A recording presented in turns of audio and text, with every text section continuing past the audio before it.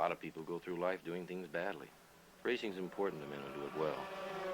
When you're racing, it's life. Anything that happens before or after, it's just waiting.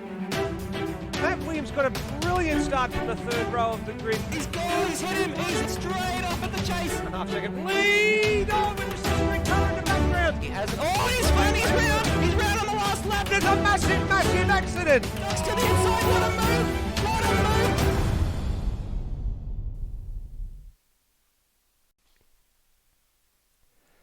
Good evening, everybody. My name is Steve DeVries, and it's a very warm welcome to the streets of Adelaide in South Australia for the 8th round of the Automobilista Australia GT3 series for 2019. The 8th and final round, and for the 4th time in the history of the endurance discipline here in AMS Oz, we have a title deciding race to finish the season. It took an abrupt U-turn last time out at the Fuji International Speedway. A 25-point swing to Brenton Foley means he comes into the race weekend with a 3-point advantage over Lewis Wedding. The championship history to date favours the championship leader. The Hunter has never been able to get the job done in all 3 previous title showdowns, but Lewis Wedding knows that history is always there to be rewritten. And with such a grand occasion comes a grandstand commentary team required for just such an occasion. And first of all, it gives me great pleasure to introduce the man who calls this hometown his own, although for the next 12 months he calls Melbourne his home away from home, and that's Josh Bagsy Bags. Hey Nelly, how you going? Good to have you aboard as usual, mate. You've been a mainstay this year in GT3, last year as well, and always a pleasure to have you on board. Looking forward to your hometown race? Yeah, it should be good. Adelaide's a brilliant street track, and it's always fun to go around, and definitely one of those ones where you're going to have to be on your toes the whole hour and a half. So we'll see how our championship contenders deal with that pressure, as well as the pressure from each other. Absolutely.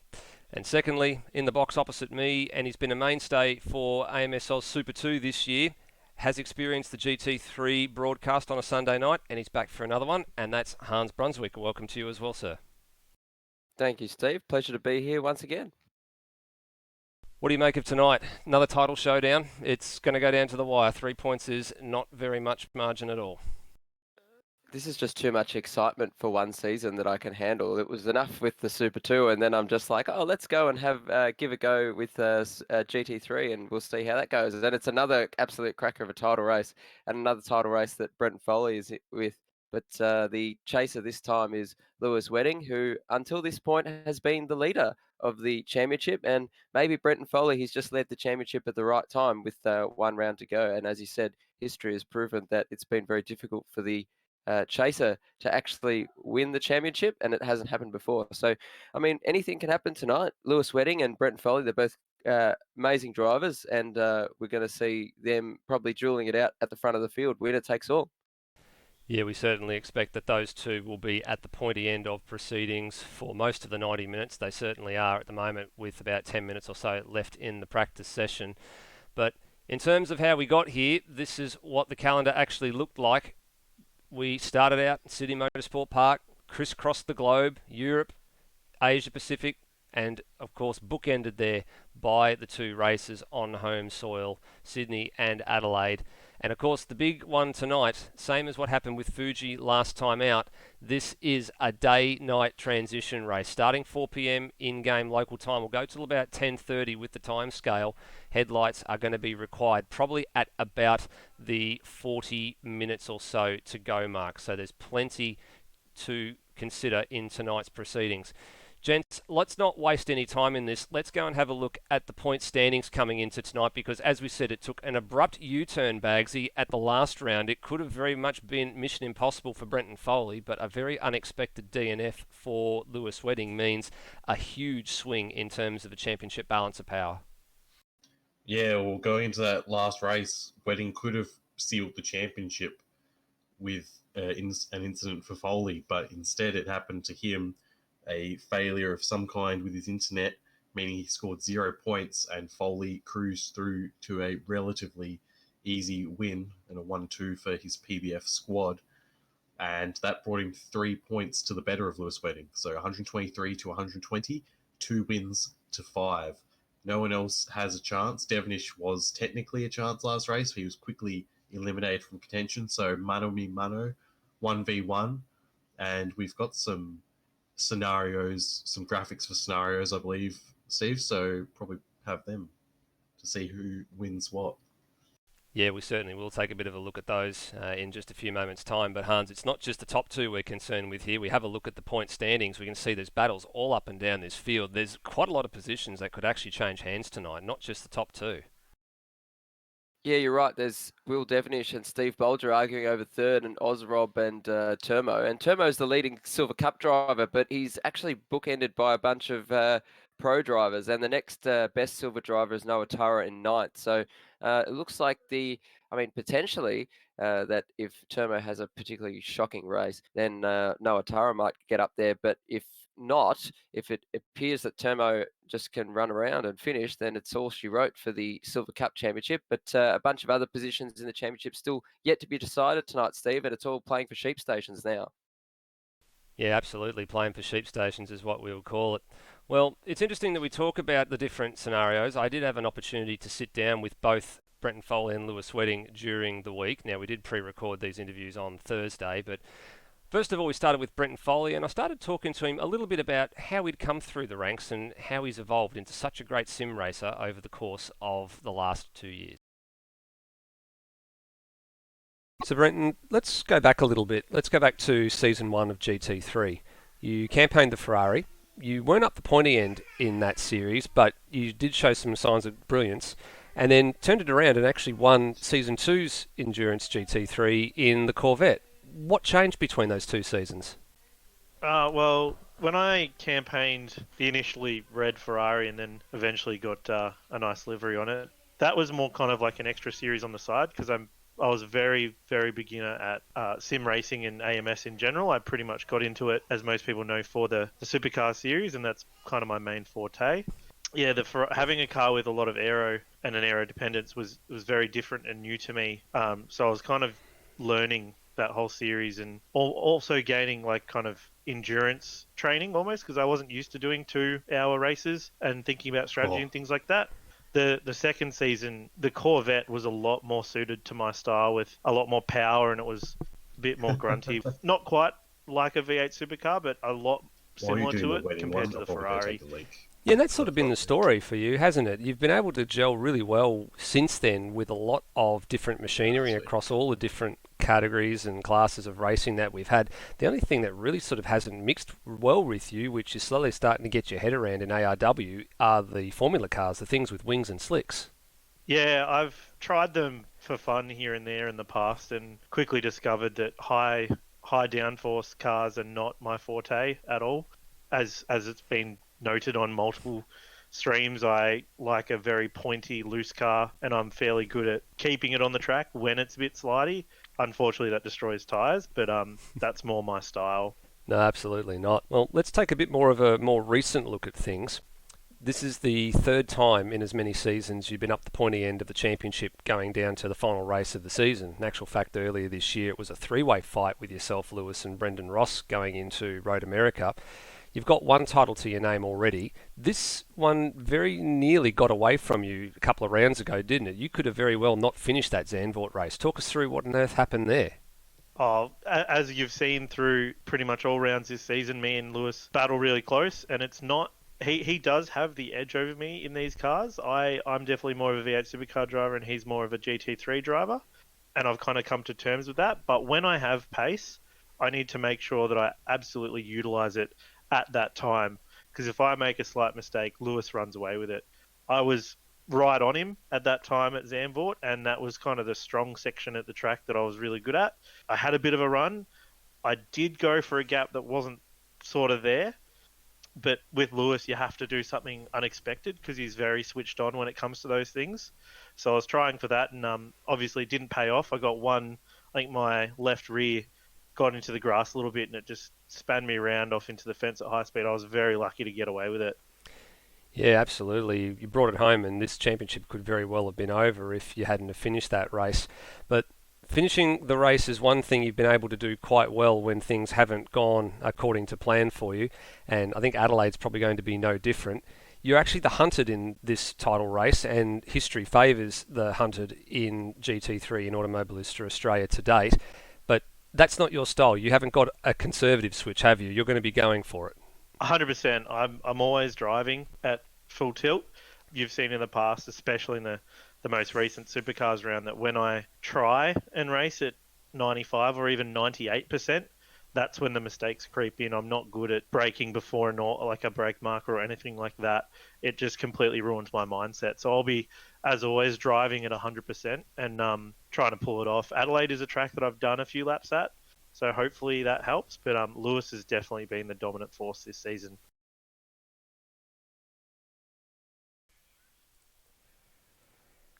Brenton Foley there on his thoughts, sim racing and coming into tonight's championship decider. There are the championship clinching scenarios for Brenton Foley tonight. It's pretty simple. Finish ahead of Lewis Wedding and he will be guaranteed the championship. If he doesn't finish ahead of Lewis Wedding, then there's a couple of scenarios there where it starts to get interesting based on the points allocation. But Bagsy, one thing that we do know is that Brenton Foley is going to be driving this at 100%, as he said in the interview there. He's not got a conservative switch, has he? No, he doesn't. We often see when he's racing, he's right on the edge. He's absolutely pushing the limit. Very much the opposite to Lewis Wedding, who's generally fairly cool, calm, and never in a hurry. But I'm sure we'll see that change if we're late in the race and Foley's ahead of Wedding. Yeah, you're not wrong. I'm sure they'll be going to be going, or we expect them to be going hammer and tongs at the beginning and the end of this race, no doubt. Hans, there's plenty to go right for Brenton Foley tonight. He has the ascendancy. It's not very much of an advantage. He can't afford to rest on his laurels, but look, realistically, where do you see this playing out in a very, very brief sort of summary of how his season has been? Well, he's led the season at the right time of the season. I mean, Lewis Wedding has been the class guide, the form guide for most of the season. He's taken 5 wins. With Brenton Foley, he only took his first win very late in the season, and then now he's only on 2 wins compared to Lewis Wedding's 5. So I think it's a funny game. It's a bit like kicking the goal in the grand final in 2 minutes in the before the end of the final quarter, and you put your team in front at the first time at on the day. So I think it's interesting because like he's been there or thereabouts, but now he's actually leading the championship. And I think that whole aspect of, like you said, the ascendancy and just holding that position over Lewis Wedding, maybe there's a bit of a psychological factor there. But Brenton Foley, he always drives 100%. And Lewis Wedding, he drives a bit more conservatively. It's a bit like Senna and Prost, a comparison in styles. But like Foley, he's never going to let off. No matter what happens, he's just going to go absolutely guns blazing. And if he does go down tonight and loses the title, well, it won't be for a lack of trying, Steve. No, certainly won't be. Bagsy, let's have a look at your home track. This is the Adelaide Street Circuit, 3.219 kilometres of bitumen, bumps, curbs, painted lines, and a hell of a lot of commitment. It certainly is former F1 track, a shortened version of the former F1 track, rather. 3.219 kilometres. Part parkland, part street circuit. All the stands are built and taken down over the course of 4 or 5 months over the whole year. It's a very interesting place. You've got turn 8, which is the highest speed corner on the track, and does not forgive you if you go even an inch wide. That wall is hard, and it will ruin your car and end your race if you're not careful. About 90 minutes, well, exactly 90 minutes plus 1 lap today, estimated 66 to 72, but that can change. We saw the large amount of safety cars last week at Fuji, so that could bring that down to as little as 50, 55 laps. Well, you're certainly right there. And you were talking about turn 8, and Hans, I'm going to bring you in on this one here, because this is precisely what happened last time out we were at Adelaide. Look at that in the background there. That's Greg Turra, the big wallop through turn 8. He got it all crossed up and hit the walls hard. Managed to continue, but as Bagsy just said, this is a real worry if you get this turn wrong. And then, as you'll see in just a few moments, we go from the downright scary of Greg Turra getting all out of control here to the downright bizarre. We talk about this place being a car breaker, but this is something that happened last time out as well. Corey Ott running out of fuel within metres of the finish line, despite the fact he got a little bit of a helping hand. He actually was not classified, so pit strategy is going to be really important. You get your strategy wrong, you're a goner. Yeah, not only there are the concrete walls at Adelaide that are there to make your day go wrong if you do get something just a little bit wrong, if you clip a curb too much or if you hit a wall, but also the strategy factor as well, because you're so occupied with driving at this circuit that you don't actually have time to worry about all your strategy. And in Corey Ott's case, he ran out of fuel and he was on the front straight, and he just didn't get classified in the end. But if only if it was like real life where you just have the clutch out and just roll it on the starter motor, maybe he could have got somewhere. But unfortunately, his day was done and dusted. But turn 8, big magnet for trouble as well. But also turn 9 later on seems to get pretty hot when people are trying to make moves on each other. And maybe we're going to see some action there tonight with a lot of the championship positions and the championship itself to be decided. Yeah, and one of the three big talking points that we've covered off in pretty much no uncertain terms tonight there. The treacherous turn 8, it's always a problem here. Counting curb strikes. Now, the curb strike limit has been raised slightly by 1 because it is quite tricky around this Adelaide street circuit. There's several spots where you can be penalised, so keep an eye out for people actually racking up those curb counts and the very, very high safety car probability. So keeping with all that in mind, we'll go over and have a look at qualifying, which has just got underway. Now, it's gone to a 25-minute session for the tonight's race, which is a bit of a surprise. It's normally a 15-minute session. Surprise, surprise, Bagsy, the championship leader, is out first. He's the first one out. Wedding characteristically staying in the garage, and he does that for a long time. Just something to note, qualifying will finish when the timer is at the 10-minute mark, so it is still going to be a 15-minute qualifying. Okay, very good to the note. cutoff will be you won't be able to start another lap before the 10-minute timer. The timer gets to 10 minutes rather. Okay, I think that might be maybe a server overhanging from the number of practice servers that have been out there this week. In actual fact, Brenton Foley looks like he's just bailed out of that lap, and he's actually let Lime Mitch go through. So let's see if we can pick up what sort of lap times Lime Mitch is doing. There he is. So he'll come around this turn 10 and 11. Very, very tricky complex. The left-hander here, Hans, is very, very troublesome. Just where Lime Mitch has gone through, that is one of the curb strike opportunities, along with the first couple of corners. Yeah, it's got to be you've got to be very careful around here, and we're just watching Lime Mitch on a lap. He goes a little bit wide from the apex there, not the ideal line, but it might be a pretty reasonable lap time for a first go. But many opportunities to get a curb strike here, and it can all go wrong if you just go one over, and then you're going to get a slowdown penalty or maybe even a drive-through. Yeah, opening salvo there is into the mid-17s, so this is where the pace was at last time we were here. In fact, Lewis Wedding during the week was extremely worried at the pace that people were showing so early in the practice servers. They were already into the 17s rather easily. In actual fact, we have seen a 16. We've seen a 16.764 from Will Devonish and a 16.866 from Brenton Foley. They are the quick lap times across the practice servers have been up most of the week. But definitely you want to be sitting on the front row, and you're going to have to do a 16 to make it happen. There's this massive pack of cars all around the first corner and another pack going down the back straight. It's very difficult on such a short track to get some free space. Looking at Brendan Ross, who did just set the fastest time provisionally, he's stuck behind Noah Tarr at the moment, so his next lap has been compromised, and he is still going faster, but with Noah Tarr in front of him, it's probably not going to continue being a faster lap. Yeah, I tend to agree with you, Bagsy. And on top of that, looking here, there's drivers that are on out laps and there's drivers that are on fast laps as well. Now, thankfully, this little pack on screen we're watching at the moment with Coops, and then behind him, Steve Bolger, who's just wisely backed off a little bit here and given himself a bit of space. These guys are all on out laps. So the one thing you don't want to be doing is coming across fast cars at the wrong part of time, or slow cars rather, at the wrong part of time on your hot lap. Incidentally, Will Devonish has done the new fastest lap, provisionally 1:17.261. So pretty reasonable lap time. Opening salvo from Will Devonish in the Belong 997 GT3.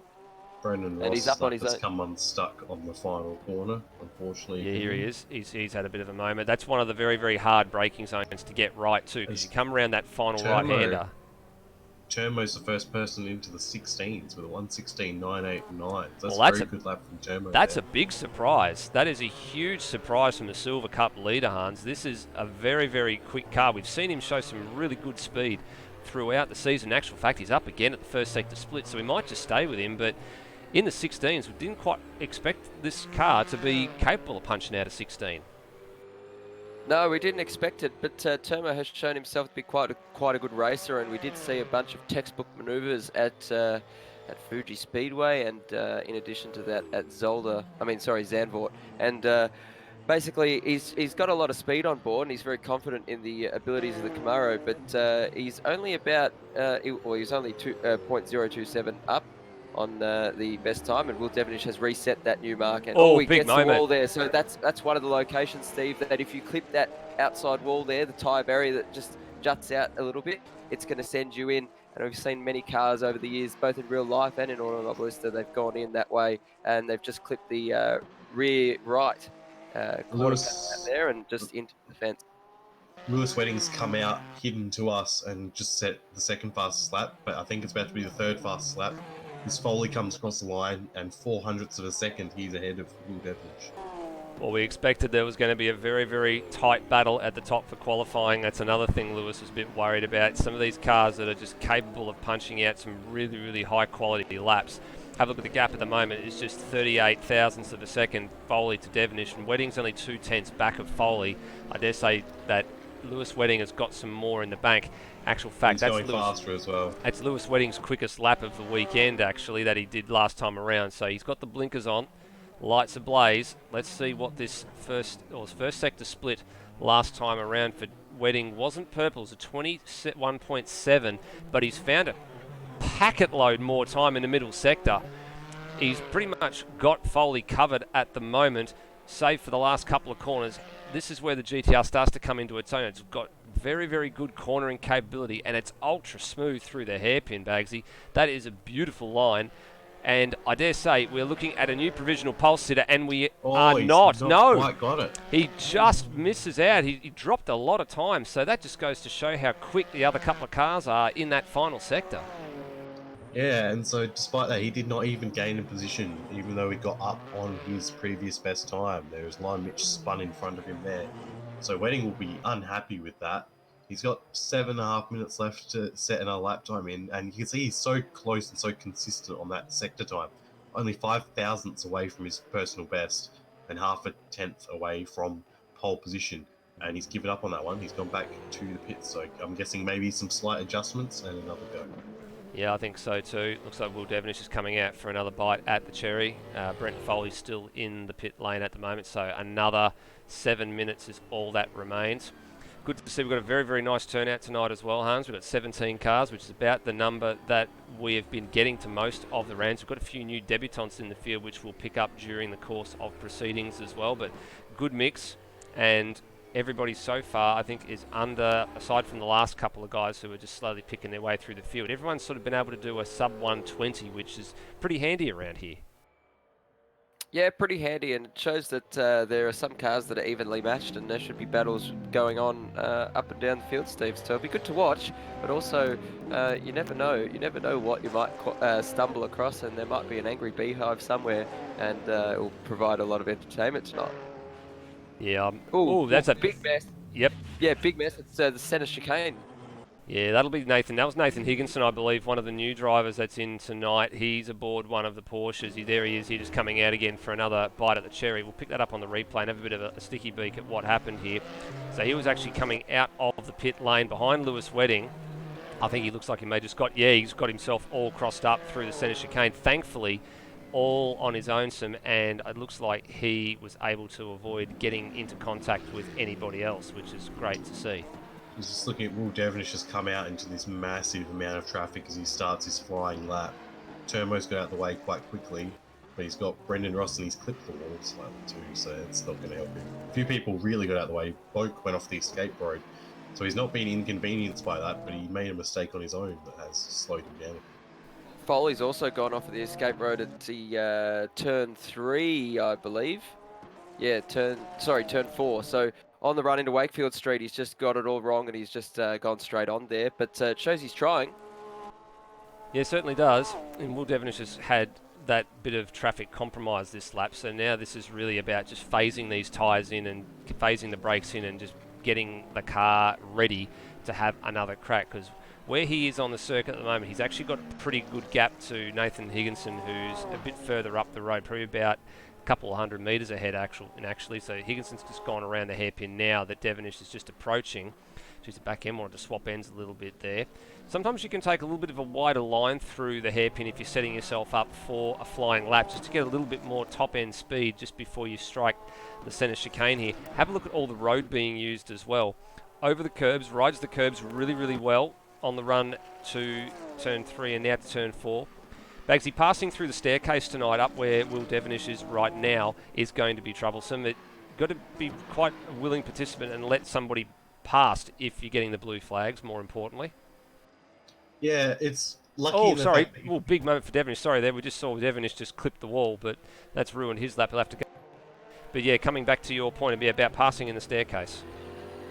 Yeah, it's going to be difficult, and you really have to... It's one of those things where the move can start in the run-up to turn 4. If you're alongside with someone, you can stay side by side almost the whole way along if everyone's willing and not trying to shove everyone else into the wall. So if you do shove someone into the wall, it'll probably be looked at the fact that you should be being a bit gentlemanly as you go up through the staircase if you're battling side by side. Foley got his drift on through the Decaturville Terrace hairpin at turn 9, and he's, Hans, I hate to believe this, he's 1300ths of a second up at the moment. This is a mega lap considering he likes to get the back out quite a lot, and our fellow commentator Matt Dunlop says, nothing like Foley getting the back out during qualifying, and he lowers the mark again. We're down to a 16.2.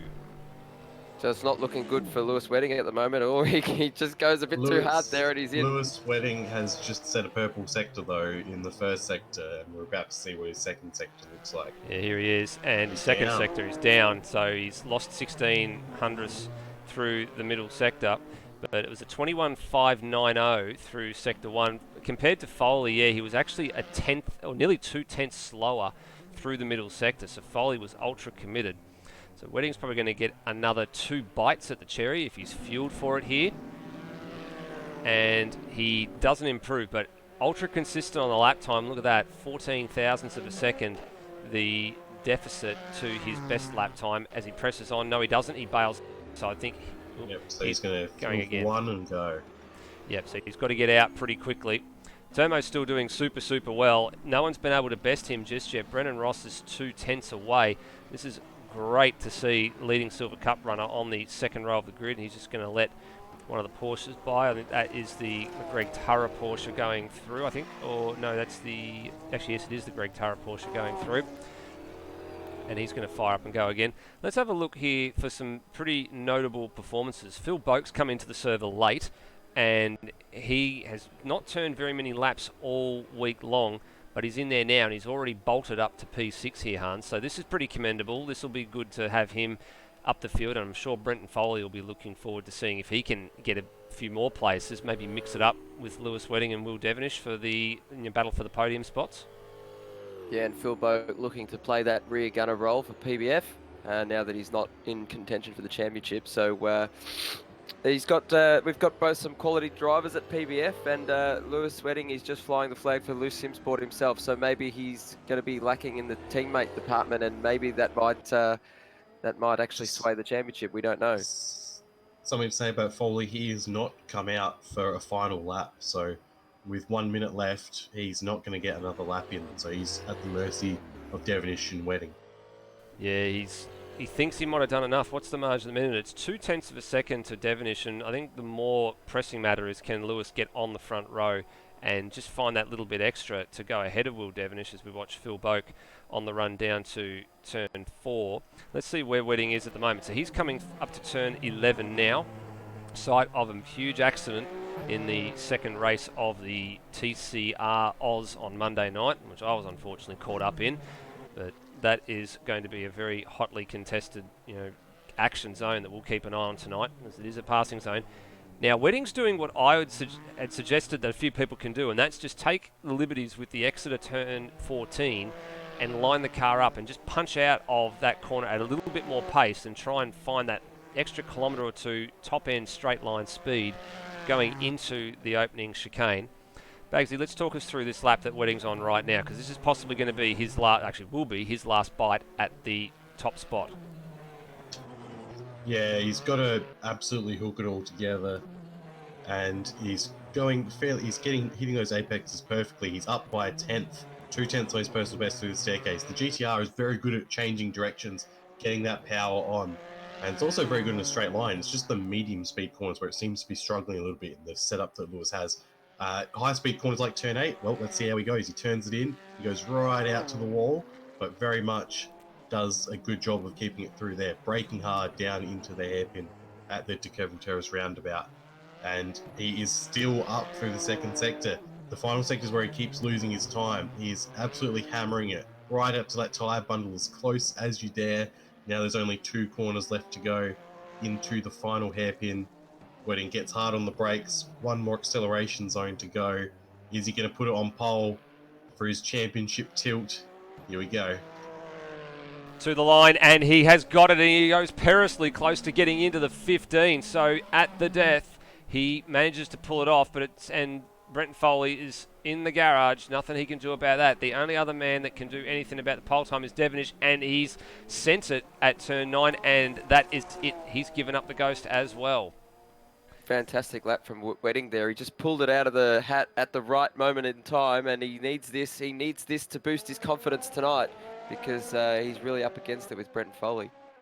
Well, the stage looks like it's going to be set with championship combatants on the front rows. Glenn Miles had a curb strike on that particular lap. Now, there's only a couple of other drivers out there at the moment that are setting some other laps, I think.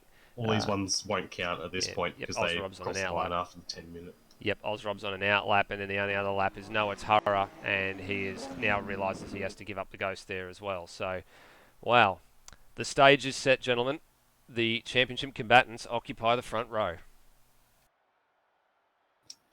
Very much the best way it could have turned out for us with them on the front row. Probably be a little bit annoyed that he didn't go out for one final run, but maybe he thought that that was all he was capable of for a qualifying lap. Hans, what do you summarise out of that? There's nothing to split them, basically. This is going to be a straight-out drag to the first corner, and there's pretty notable performances behind. We've mentioned Termo in P4 is certainly one that we didn't expect to see. Osrob being a bit further down the order than expected is something that I don't think we would have expected, and Steve Bolge is a bit further down the order than he probably would like as well. Yeah, so Lewis Wedding and Brent Foley, like you said, it's going to be a drag to the first corner in the centre chicane. But also, what's interesting is that Lewis Wedding was just doing really good sectors individually. They were really good, but unfortunately, he just couldn't put a lap together until it was his last lap. It was last bite of the cherry, and he managed to put it all together. So I think maybe it might be a bit of a problem for him to actually put a good lap together, and being able to do that over 90 minutes, I'm not sure. But if qualifying is anything to go by, Lewis Wedding, he's got a bit of trouble with consistency, but I wouldn't put it past him to get it all sorted for the race, because he's a bit like an Alain Prost sort of character. He's like a professor. He just really guides the car along, and you can't really tell that he's on a really quick lap, because the car just looks always very straight and very smooth. Like you said, Termo and Brendan Ross have actually done a very commendable effort. We've seen them up there in the top 4 or 5, the top 4, 5, 6 sort of area. And like you said, a lot of the specialists that we know, like Osrob and Steve Bolger in the GT3 cars, they're actually quite a way down the field. And I think Steve Bolger is coming off a couple of rough races, so he's definitely not very happy about that, and he's looking to get some redemption tonight. Yeah, he was the unfortunate victim of having started on the front row of the grid at Fuji, and then a dive bomb from Mitch Hathaway effectively sent him off and caused the opening safety car of that race. So, and from there, his race sort of just unravelled. He was very, very quick. That race, I think he was on for a podium, if anything, and he unfortunately finished a bit further down the order. So he's looking to bounce back from that one, undoubtedly. Now, as we said before, we did have a chance to sit down and speak to both the championship contenders before the race this evening, and they were pre-recorded on Thursday. We've already heard from Brenton Foley. Now it's time to have a chat to Lewis Wedding, who's been a mainstay of Automobilista Australia for the entire duration, and he's been sim racing for a lot longer as well. Here's his thoughts coming into tonight. Lewis, you've been a mainstay of the GT3 series since day dot in Automobilista Australia. This is the fourth time you've been fighting for the championship up the pointy end. Sometimes they haven't been as straightforward as you would have liked through no fault of your own. You've made some of these titled fights a bit difficult for yourself, haven't you? Yeah, unfortunately, some of them, I guess, to some degree were my own doing. But yeah, unfortunately, a lot of the time it's been due to either just hardware problems with the modem for a while, and obviously this season it's been going well up until obviously the last round where I think it was something in the background that shouldn't have been up, but was I didn't close. I've forgotten about, and that possibly was the issue. So hopefully for the final round, it doesn't rear its head again, but you never know. No, well, we certainly pray it doesn't happen, especially in a title-deciding race. As we said, it's the fourth time you're in a title-deciding race. 3 of those have had Brenton Foley for company. You guys have had some absolutely ripper battles this year. The finish at Spa is probably the highlight. Hockenheimring was another one. And then there was Foley's near DNF at Zandvoort that could have really tipped the balance of this year's championship. Yeah, have to say, look, I've been sim racing for I think over 10 years now, which makes me sound really old, but I've got to say I've not this season I've not experienced anything like it. I mean, aside from I think really 2 rounds, we've been as close as any 2 competitors have been, and even in sim racing, you know, when I've seen it through other series on YouTube and all that stuff, I've never seen a series where there's the front 2 guys, and particularly in a series where the 2 cars are different as well. I've never seen it where it's been so close. I mean, Spa was certainly the most incredible race I've ever, participated in. And then obviously Hockenheim as well, down to the last corner, passed on the last lap at the hairpin. And then, yeah, it's just been incredible. And then obviously, unfortunately, Zandvoort, it's just, I think just the nature of that track a little bit. And I sort of feel partly to blame for that because it sort of did move over and I think it did put him off just a little bit. Aside from that, I mean, with all that close racing in mind, I mean, we've not made any kind of like sinister or serious contact. It's only been maybe a really slight nudge because we've been really, really close. And even then, like, no one took advantage of it. And ever since we've been, I guess, racing together, like, I'm one where if a driver gives me plenty of respect, I'll give it back. And then, Foley, he's been, really professional in that regard. He's really fair. Races hard, but he's really fair. And obviously I'll repay the favours. So I think what's going to be a really fantastic finale to this season. Yeah, we really seem to like these finales, especially when it's just building throughout the season to a crescendo and it comes around every time. The 4th time that we've actually had a deciding race to decide a championship, which is great for us as commentators because it gives us something to talk about. But in terms of the final race, given you're the hunter in this case, and history is there to be defied because the hunter has never won the championship deciding race, but without giving too much away, talk to us a little bit about the mindset you're going to have to take into this race, because strategy could very well play out here in terms of the pit stops, couldn't it? I think it is. Obviously, I think Adelaide's going to be a little bit similar, although not quite as overdone as what Fuji was in terms of strategy. Certainly banking on there being at least one safety car, depending on when it's called. Obviously, like Fuji, I'll make the call whether to stay out or to pit.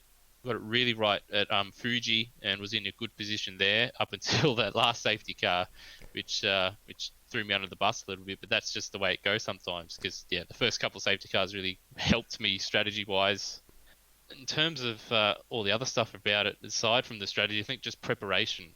Throughout the season, I haven't really had too much time to practice for a round. Obviously, this being a title decide, I want to be as prepared as possible. So I'll be doing, obviously, laps, throughout the weekend, getting in as much laps as possible. I just want to be the one that has that little bit extra and hopefully cross the finish line first.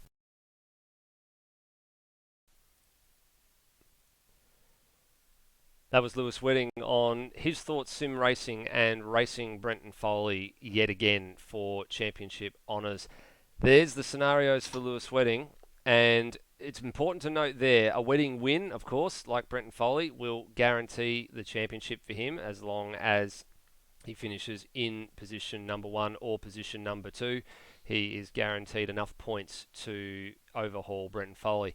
It starts to get interesting after that here, Bagsy, because every other position that's on offer there, with example there, Wedding third and Foley fourth, all those other four scenarios there would result in a tie on points, and the tiebreaker being held is the race wins, which of course we know Lewis Wedding is dominating in that department this season. Yeah, it's really a pretty simple scenario. You want to finish ahead of the other one, and we very much doubt these guys are going to be fighting for anything other than top 3 or 4 positions. So for the most part, it's just finish ahead of your rival in the top 3 and you'll be fine. Yeah, pretty much finish ahead of your rival is all you can do in certain cases, but in Lewis Wedding's case, it's never more apparent than anything else. He's got to finish ahead, and if you depending on where he finishes, Hans, with the results as they may very well come out to be, might need some help along the way as well. Yeah, for sure. Lewis Wedding, the best way he can do it is that he wins the race, but with Brenton Foley, nothing is ever certain because he's a absolutely cracking racer, and I guess it can go both ways because they're just so competitive in terms of their driving ability and also the battles that they've had that we actually don't know that which way it's going to go because Brenton Foley has come on strong in the latter half of the season, and Lewis Wedding has just been the form guide. So they've both got the I guess the history of being able to win races.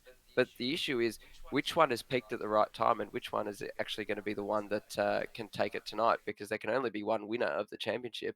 And I mean, in the case that Lewis Wedding can't win, he just needs to finish in front of Foley just to get the tiebreak because he's just been so dominant with the race wins this season. But unfortunately, did have a few DNFs and that have really cruelled his chances to seal the championship. But yeah, so it's going to be a good battle for us, but maybe it's a bit stressful for PBF and loose SimSport camps.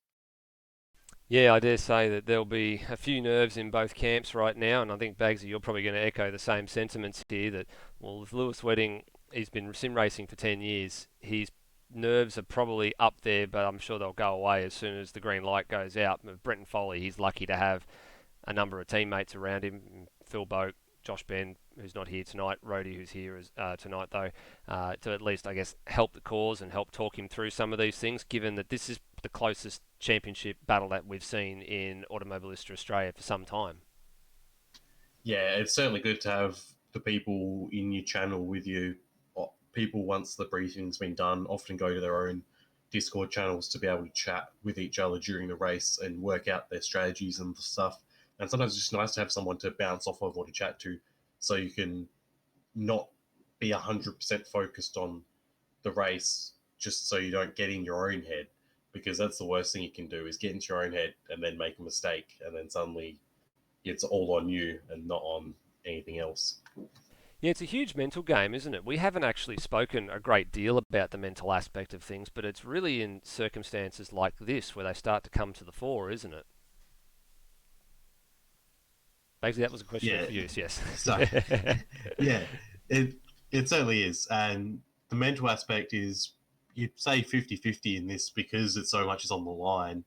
You're very much thinking about that as well as your race, as well as your strategy, as well as when you're battling someone. You think, is it worth battling this person to go and continue on, or should I just let them go and focus on what I'm doing here? It shouldn't be too much an issue for these guys. As we've said, they're going to be at the front, most likely, unless something catastrophic happens, in which case we may see them battling through the field. Yeah, well, the big thing that we need to think about, and we haven't spoken about it just yet, but we will when the race gets underway, and that's the strategy element that comes along with all of this. It's certainly something that is yet to play out, and we know that Lewis Wedding happens to be a bit of a specialist when it comes to strategy and strategy things.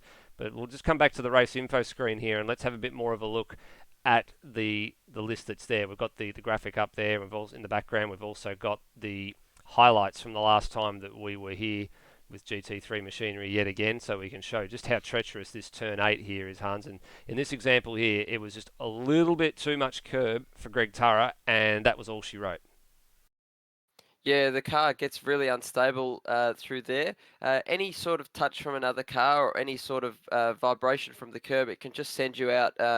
Usually, it sends you out into understeer. But what's happened to Tara in that situation was that he went and oversteered into the thing, and we're watching Corey Ott again running out of fuel on basically just before pit lane entry. So that just went all wrong for him. But interesting to note that, I mean, Bagsy touched on it before, and you touched on it before with the mental game and having teammates around you to support you.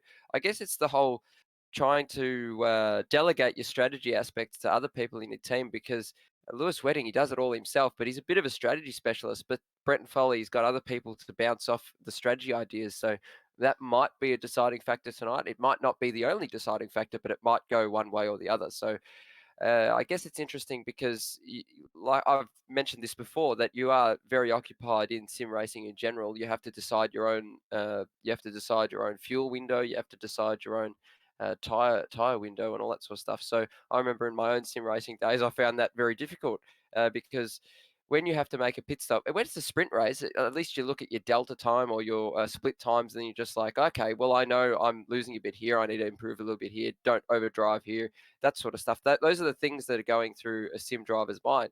But when you're adding the setup aspects and, oh, do I need to make a change? Do I need to adjust the anti-roll bars? Do I need to adjust the brake bias? Am I getting a bit too much front locking, rear locking?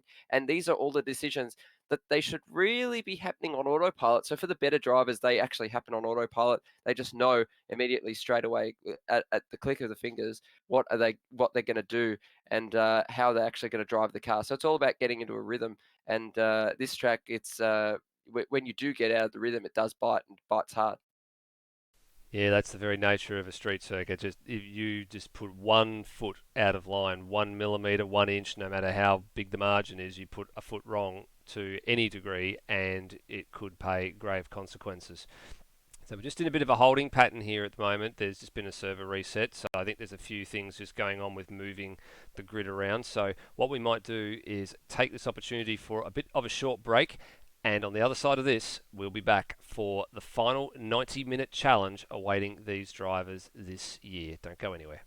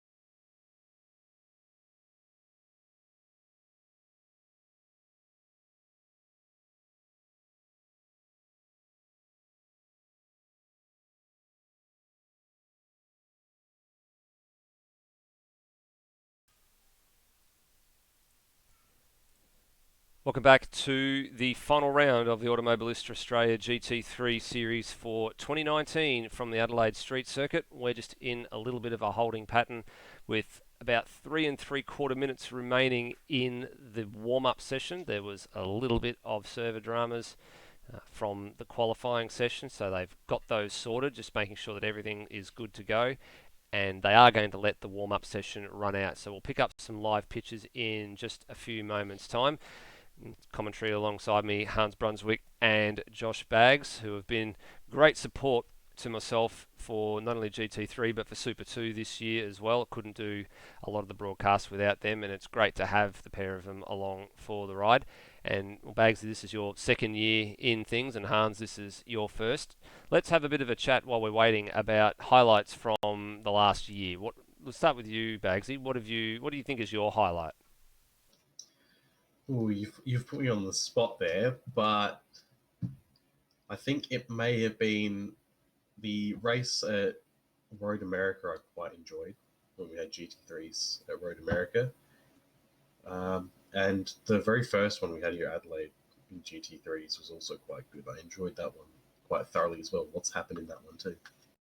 Yeah, Road America brought up a very, very good strategy element to it. I mean, it's the second time we had raced the GT3s at both Adelaide and at Road America, but Lewis Wedding pretty much put on a strategy masterclass to win those races, and you can't fault the guy when it comes to strategy, can you?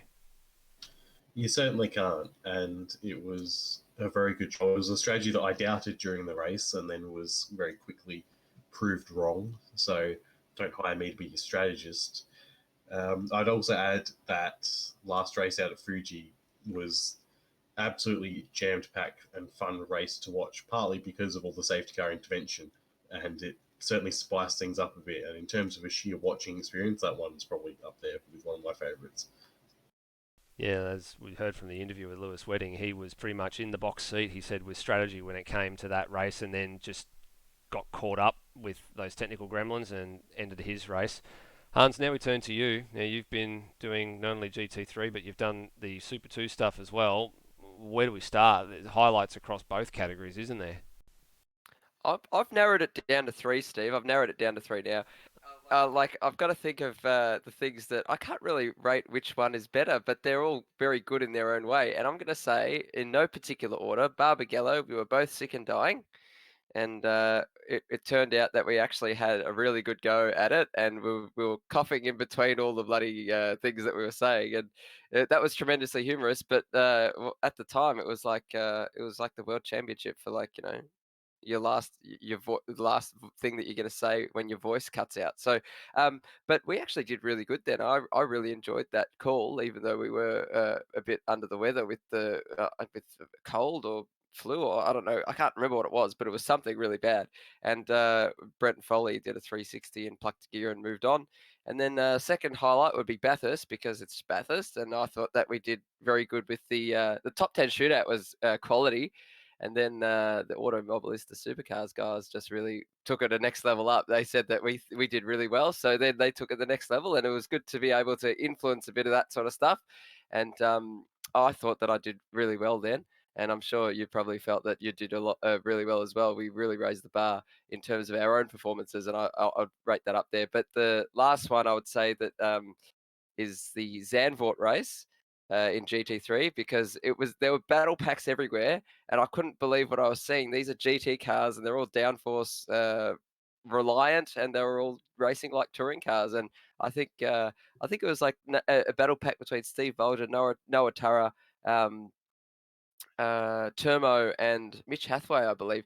They all passed each other. Like there were two cars going down the inside. They were all too wide, 2x2, and they all managed to pass each other, and they didn't fire each other off. So it was really good. And that was at turn one at Zandvoort. So I couldn't narrow it down to just one highlight. There are a heap of highlights in Automobilista Australia, but those are my three, Steve. Yeah, I think the Zandvoort race was something incredible in terms of how much everybody was fighting for a race win. That was truly remarkable. And yeah, I agree with you on the Bathurst top 10 shoot. I think with me was probably one of our better broadcasts. So there's plenty to be had in terms of highlights across all the categories this year. Now, one There thing seems to be go on, Bagsy. Sorry. something has happened in the way that Will Devonish and Termo are 1 and 2. So I think we're going to go back to warm up to I think you're check right. this because Wedding and Boak were starting in 14th and 15th, which is certainly not where they qualified. So No. may have been a slight issue with how the grid was set that is being rectified currently.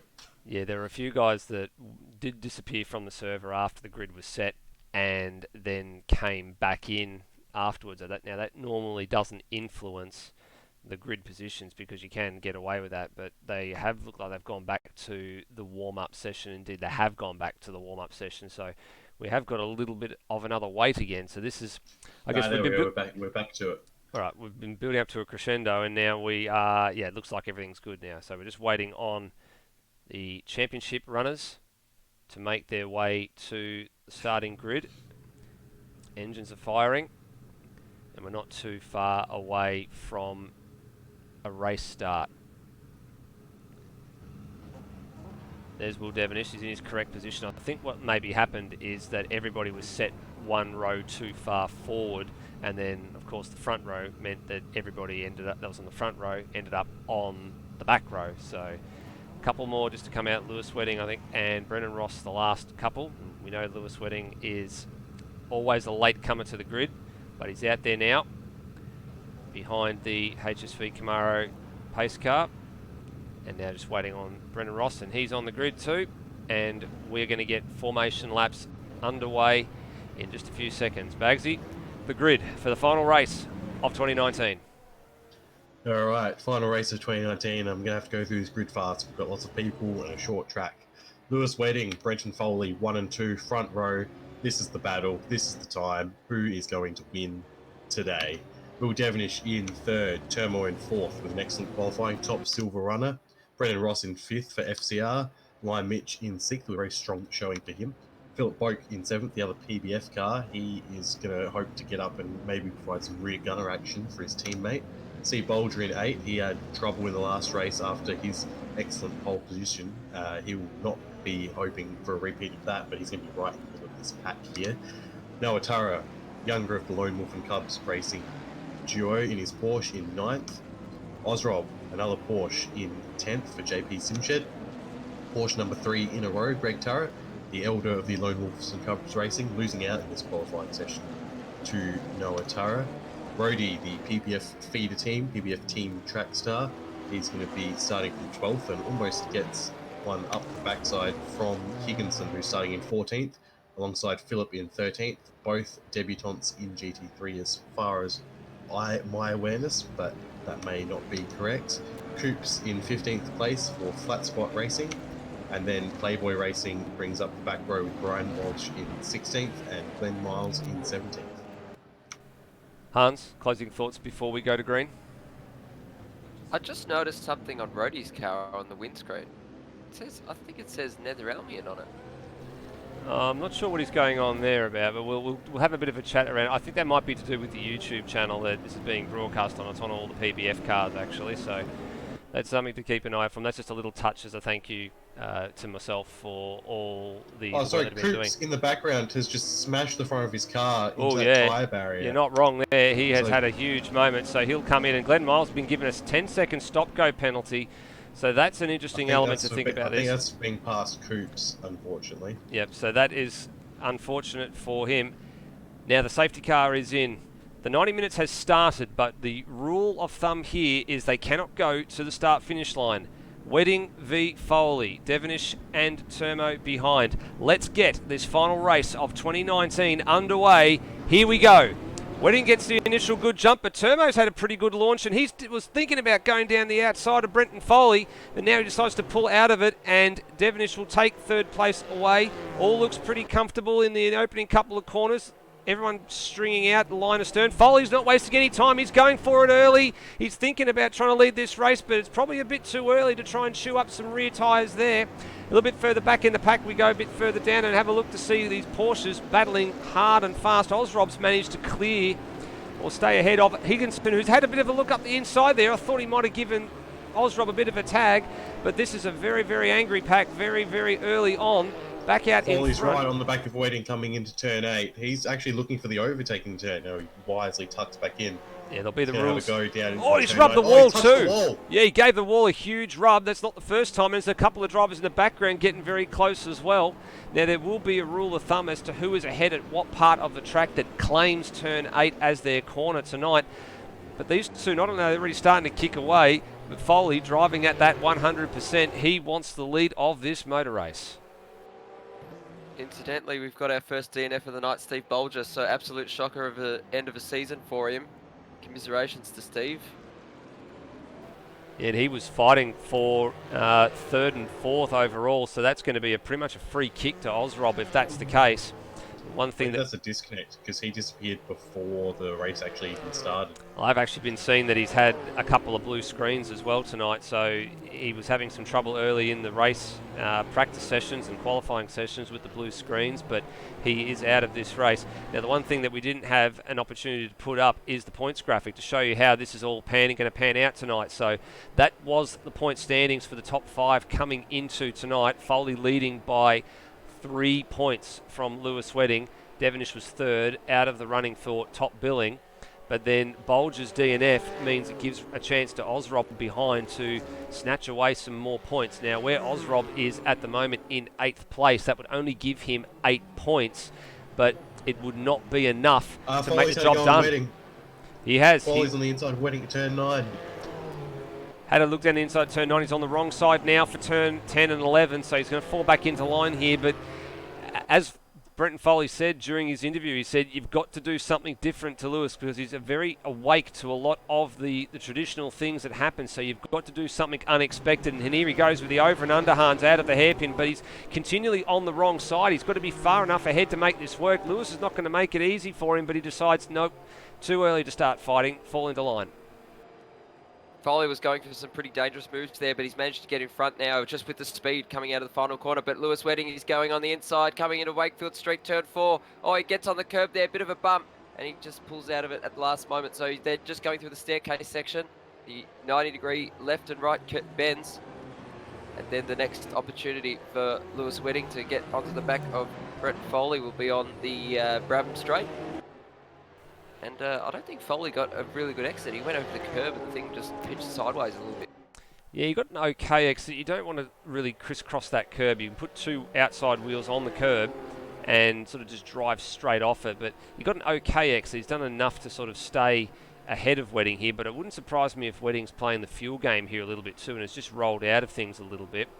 Behind them, Will Devonish had caught up a little bit, but now that the top couple have just started to string out a bit, starting to edge away. Here's a big angry pack here. Lime Mitch holding off Brendan Ross and Phil Boak.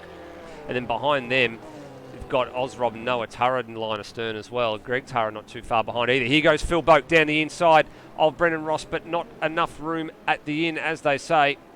And he left that move a little bit late, I think. So he's just fallen back into line there.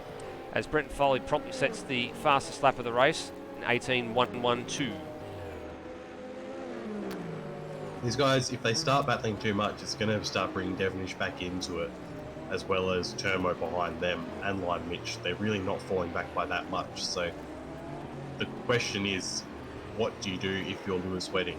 You know you have to be ahead of Foley at the end of this race, but he's seen how willing Foley is to drive hard and race hard from the very start of this race. We were on the second lap when he was absolutely monstering Wedding, going side by side for a good half of the lap.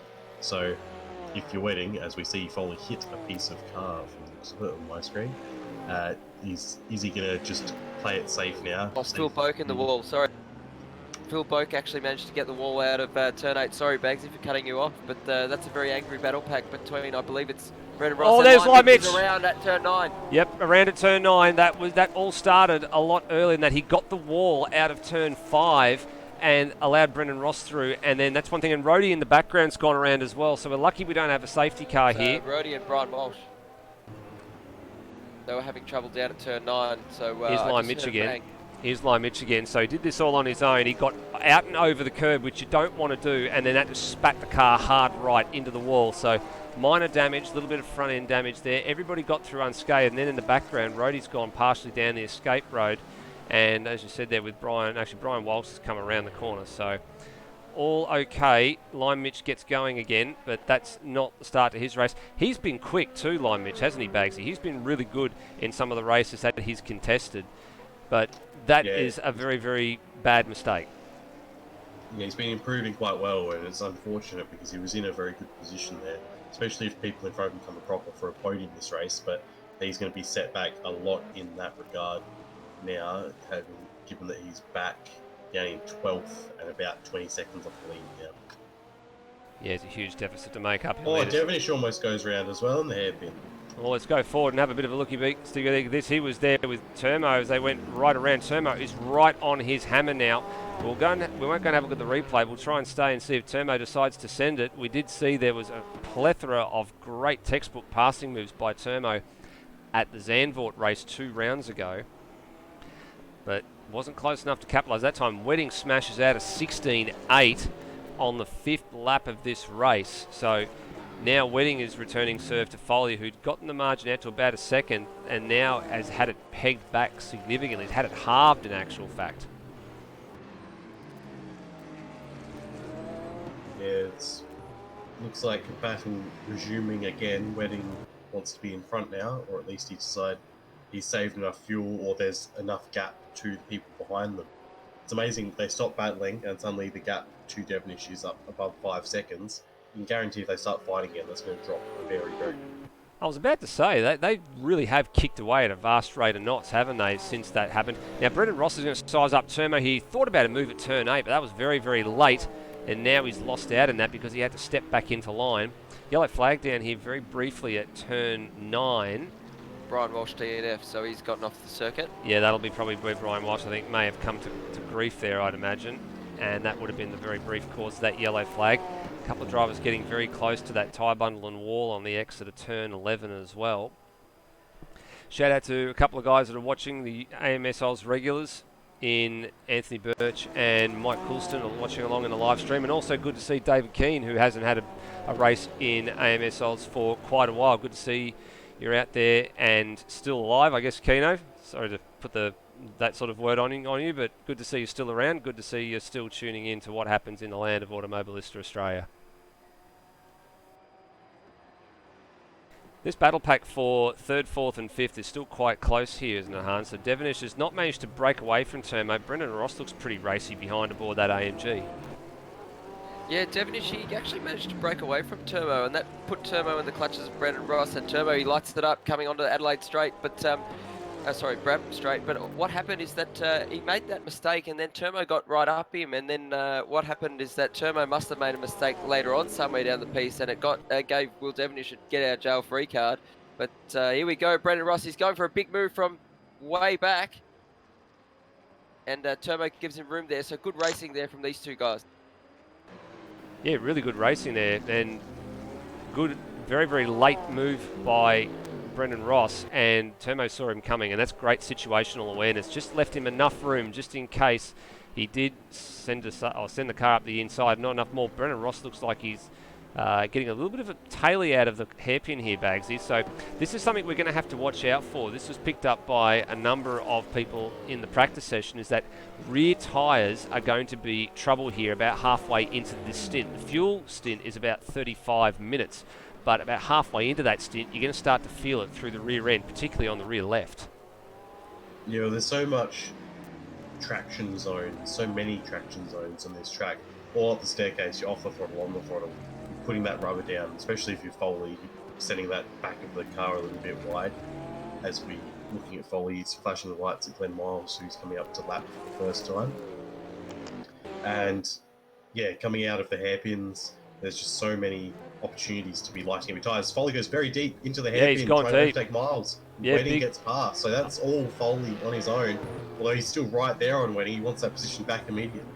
No, he definitely wants it back immediately, but I would probably put my strategy hat on here and sort of say you just need to just follow Lewis around for a little bit. Just play the Lewis Wedding game. We know Lewis likes to play these fuel mileage games where he'll sit behind someone. We've seen it time and time again. Just lift and coast, save a bit of fuel, try and extend that window, look after the tyres, do everything right. Foley just probably needs to do the same, but well, we already know that's not his style, is it? It certainly isn't, and he wants to get out there and lead from the front. and just win the race and worry about strategy later when you get to the pit stop. There's so many things that can happen in this race, and you can take the attitude of there's most likely going to be a safety car. Bugger the strategy. I'll just drive as fast as I can and try and get as much of a gap as I can in case there isn't a safety car. We've seen Brenton Foley use that technique in the Super 2 race at Bathurst. He actually used that to great effect, and Lewis Wedding's strategy of fuel conservation didn't quite work out that night. So could this go the other way, Bagsy and Steve? Like, it's open for someone to draw the inference. Bagsy, let's have it. I think you can have a look at this. Oh, as Phil Boat gets the wall hard. Another one to slide down the wall again. But in terms of strategy play, Bagsy, where do you see this one going? In the end, it's always going to be a two-stop unless we have even more safety car interventions than we had last week. But given the way this track plays out, you can extend, and try and really shorten that last stint, because the fuel going in is the biggest contributor of time in these pit stops. So if you can shorten that down, you're going to have a massive lead, which we've seen Wedding do on several occasions. He's just taken the early pit stop and then fuel saved, taking another early pit stop, fuel saved, and he's just managed to get out with these massive gaps. I'm going to be looking at it here, gentlemen, from the point of view of the undercut, especially with the rear tyre life becoming a limiting factor toward the end of the stint. If you've been doing pretty well and maybe been able to save a litre or two worth of fuel, and you're at the back of a train like this going on here, so if you're Brendan Ross and you're sitting in there behind Turmo and in behind Will Devonish, and this is as close as it stays for most of this opening 30 minutes or so, you might be the beneficiary of an early stop and an undercut, having great rear tyres, getting out there, punching a couple of good laps out while these guys are still struggling to maintain their rubber and get to their desired pit stop window. That being said, these two are already 10 seconds ahead of Will Devonish and the pack that he's leading, including Turbo, Ross and Boat. So even I think you'd find that they would struggle, given their best laps. We've got 117.8, 117.6, 117.8, 117.6 for those four.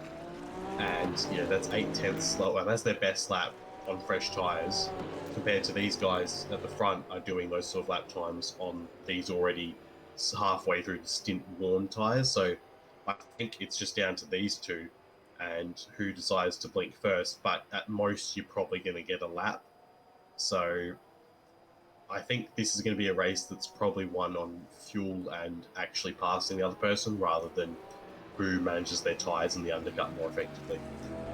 Yeah, you're right. I think fuel's going to be a real big talking point in terms of how stationary you're going to be. It wouldn't surprise me if somebody does try that undercut manoeuvre, especially in the first sequence of stops, especially in a little battle pack like this, or if we go a bit further afield, we have a look at another battle pack that's starting to go on. So here's the two Turras line astern. So Greg Turra has swapped places with Noah Turra in the last lap or so, and now going to maybe lead the younger son around the circuit for a little bit, see if they can latch on to the back of Ozrob, who's cleared these two in the opening lap and has gotten on with the business very, very quickly, Hans.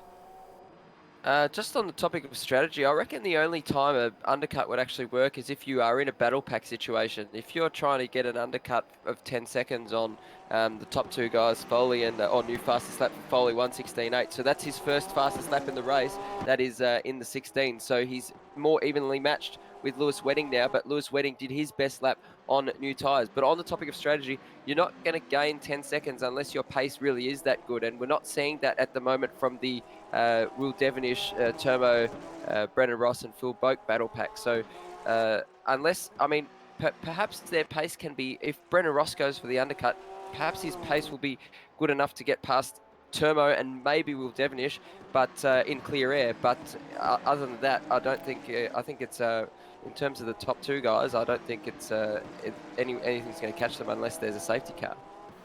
No, I think Foley's looking at Wedding every single time coming into the turn 9 hairpin. He's just poking his nose there, making Wedding realise he's there, but he's coming very close to causing an incident as well. Yeah, well, he's driving it extremely hard, and there's a little bit of daylight between them now this time, but I mean the daylight that we're referring to is only a couple of metres. It's nothing significant at all.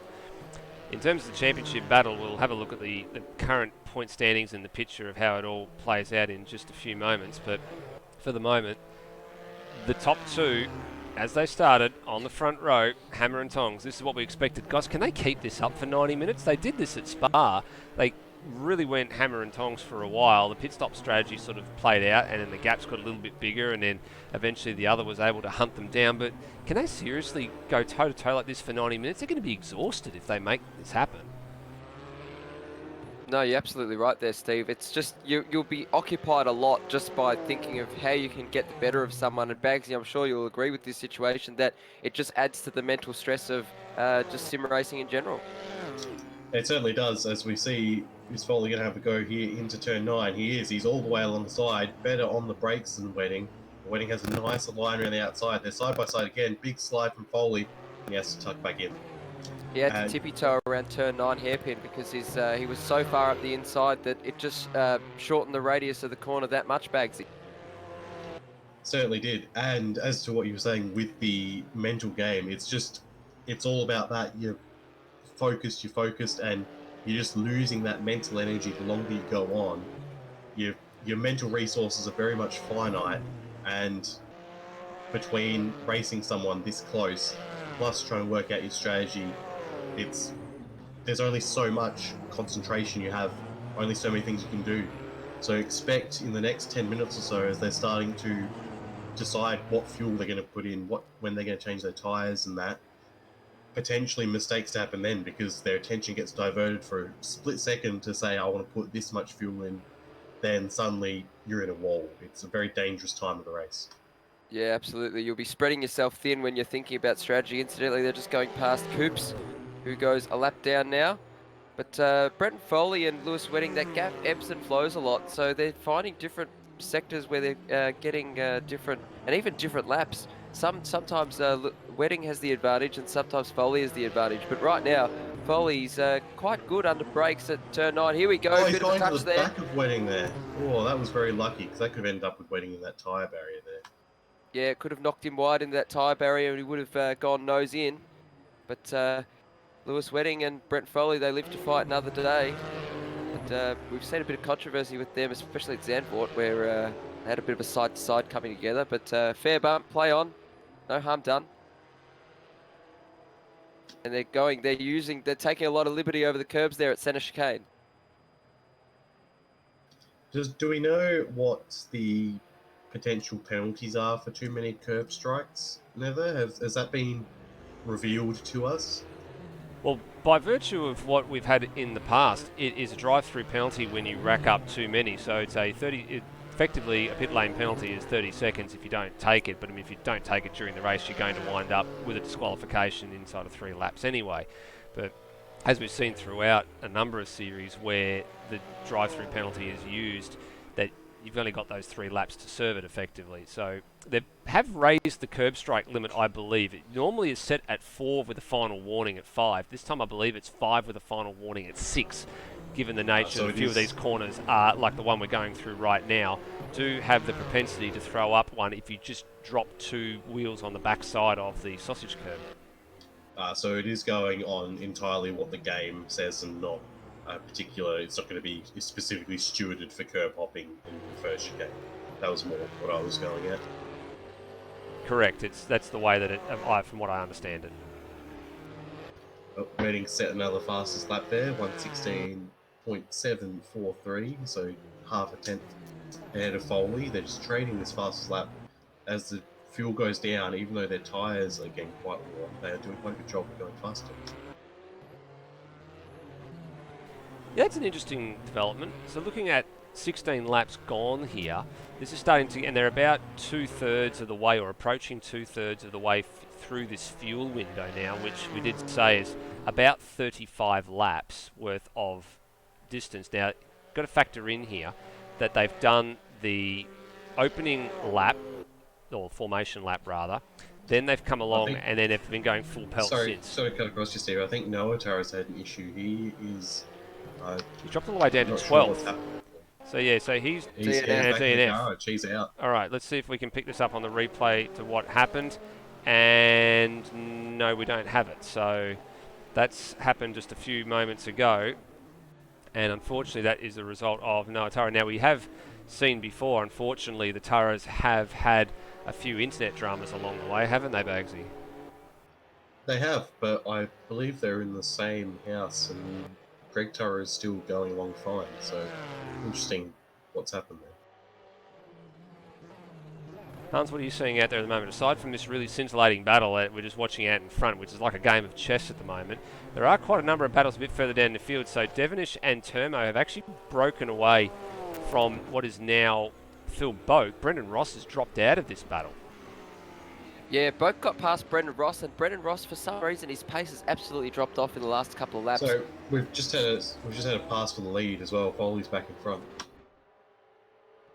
So that happened on the entry to Brabham Straight, Steve, in the last 20 seconds or so. If we can get a replay. Yeah, it appears that way as Wedding has to think about trying to make the move done. So let's see if we can pick that up on the replay. And indeed, we have got it. Here it is. So it was out of turn 6. So Wedding got a little bit out of control out of turn 6. Left the door pretty much wide open for Brenton Foley getting out of turn into and out of turn 7. So again, the margin and the positions ebb and flow between Foley and Wedding, and they're just keeping us guessing. There's 3 minds here, and we don't know what's going to happen.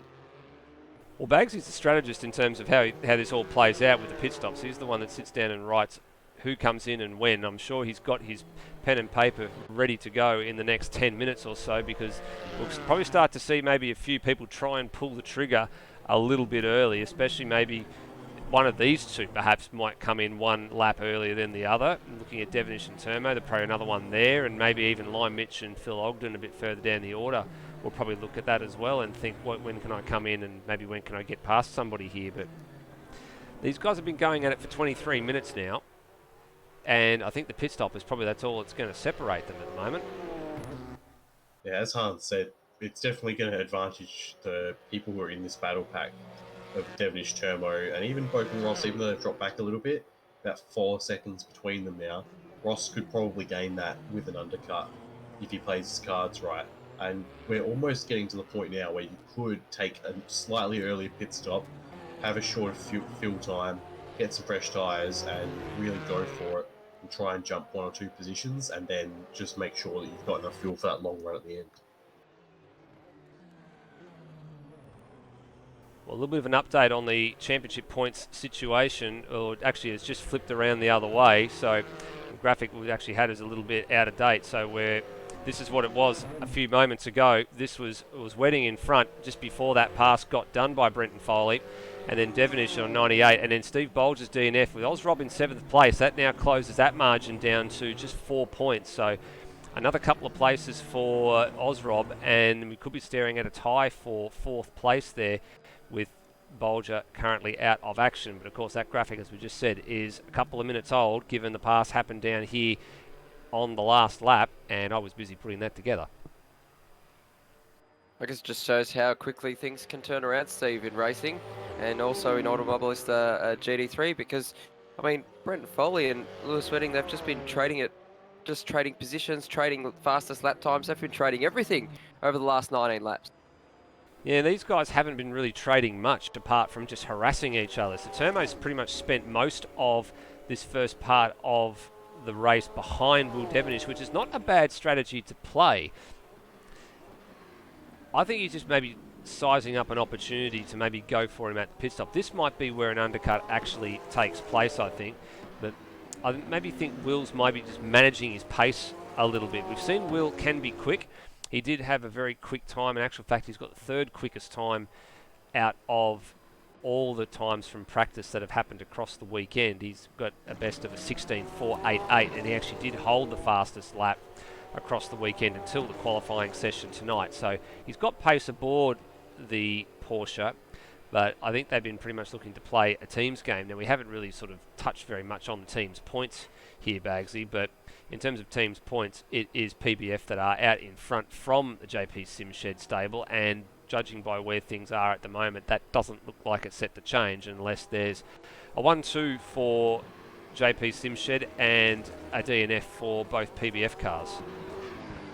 Which is a very, very, very unlikely scenario. Yeah, you reckon you read my mind. it's not really worth entertaining, but it would be quite humorous if it did happen. No, if it did happen, it would be one of those I cannot believe what I'm seeing moments. Kind of like the I can't believe it's not butter moments, Hans. I wouldn't say humorous is the word to describe it. I'm sure Breton and Phil, they wouldn't probably be finding it humorous, but I guess it would be humorous for the rest of Absolutely us not. because we've sort of written it off, and now we're just like, this is why you can't write people off, and anything can happen in the teams game as well. Yeah, certainly can.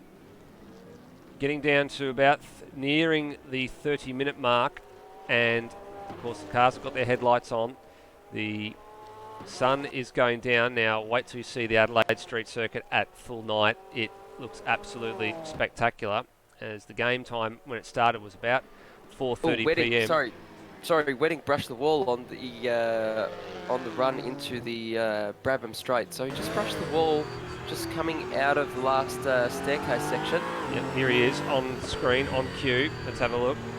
Let's see him get this That wall. is something. He lit it up, and I think he maybe just carried a bit too much speed, did he?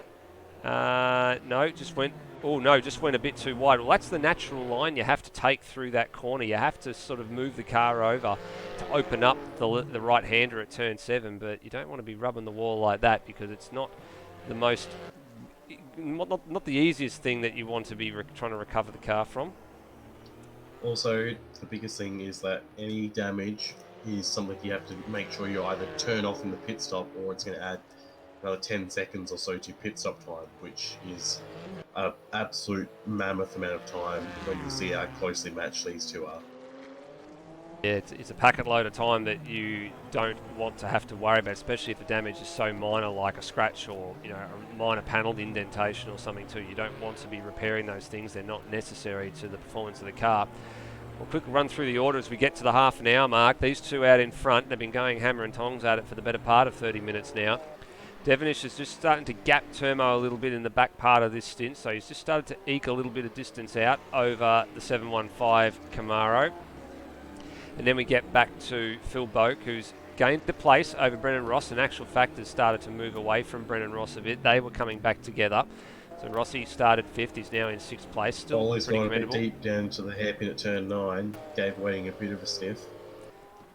Back to Ozrob, P7, as we said, still 4 points shy of Steve Bolger. Greg Tara now ahead of Lime Mitch, and Phil Ogden on debut in the Lexus RCF is in P10. Good to see him on debut inside the P10. Looks like it's got a little bit of body damage on that car on the... Actually, no, it's on both sides, which means it's just the design of the car. Apologies, that's not damage to the car. It's just the actual body layout. We haven't seen anybody run the Lexus for the race at all this year.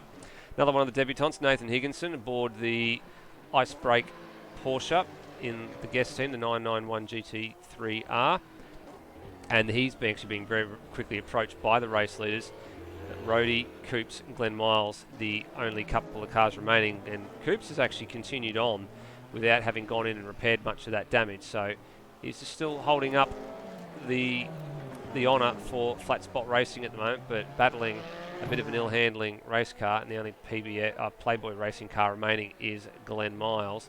Let's go back to this battle we were talking about just a few seconds ago when you said that that Foley went deep down here.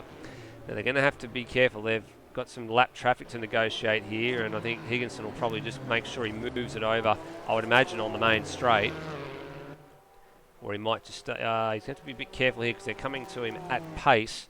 And Foley's in. Foley fits. Well, that's not a bad move because actually, in fact, Higginson just ran wide on the final corner. So I'm wondering whether or not this is an insurance move from Brenton Foley here, Hans, because he obviously don't want to run the risk of the undercut, but given the pace these two are running at, are fresh tyres really going to make that much of a difference here? Well, I thought he would just come in because he knew he was going to get slowed down by the lap traffic. So maybe it's a decent move. Here we go, Lewis Wedding. He's lining it up, coming through the staircase section. He's turn 4, 5, 6, 7. But I mean, that's just showing that the tyres are truly knackered now. So Lewis Wedding. Expect him to come in soon because he's not going to make any gain on those tyres, especially compared to Brent Foley. He's still in the pit stop. We'll see what's going on. He might be going for the long fill this stop. What's he up to at the moment, Bags? Is he on the move there yet? Looks like he's still just in the got going lane. now. All right, so he's come out. He's currently He 7th should place. come out ahead of Greg Turra and Lime Mitch. Well, if he does, that would be a pretty handy thing. And least, actually, no, he's gonna not. be He's going to come up behind them. So that's down to P9, but he looks like he's going to come into some fresh air, which is important. So he's going to stay ahead of Phil Ogden, but he's going to come out behind Lime Mitch and Greg Turra. So he drops into some clear air.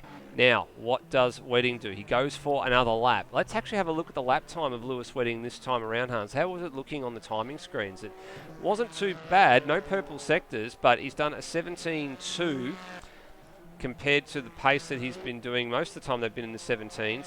Now it's all down to Brendan Foley to respond and see what he can churn out for an opening out lap. So that's not a rubbish lap on old tyres, because they were together, they were in the 17 dead sort of range. So, and occasionally they'll go a little bit faster depending on what they were trying on each other, what moves they were trying. But a bit of a moment there for Lewis Wedding coming out of turn 6 and into turn 7. But yeah, so I think, I mean, the undercut would have been the way to go for Wedding, considering it was behind. But then Brenton Foley went for the undercut from the front. So is that really an undercut? Is this a semantic thing? I don't really know. But I guess we'll see what he's like on the new tyres when they come up. And has he done a purple sector? We've got purple sector so Lewis 1. Wedding has done a purple sector. So somehow he's managed to just eke out a little bit more out of the tyres, the life out of them.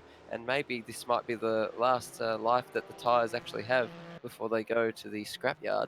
He's going again, though. Wedding's first sector on the last lap, second sector was a 31.2 to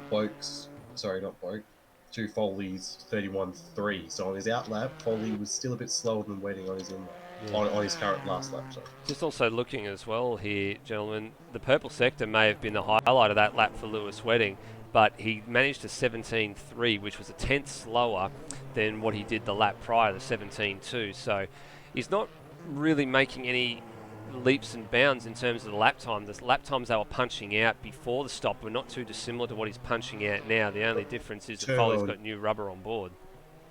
Turbo and Devon. We go back to Turbo and Devon. They both come into the lane. Yes, they have. And Ozrob's going to get the pair of them. So I imagine the second of the JP Simshed Porsches will be in the next lap or two. Let's actually see what Turbo's up to. Here he is. And Devonish is an earlier entrance into the pit lane. Keep an eye on those guys. And here comes the first of the Lone Wolf and Cubs cars. This looks like it is the Greg Turra car. The 22 is in the lane.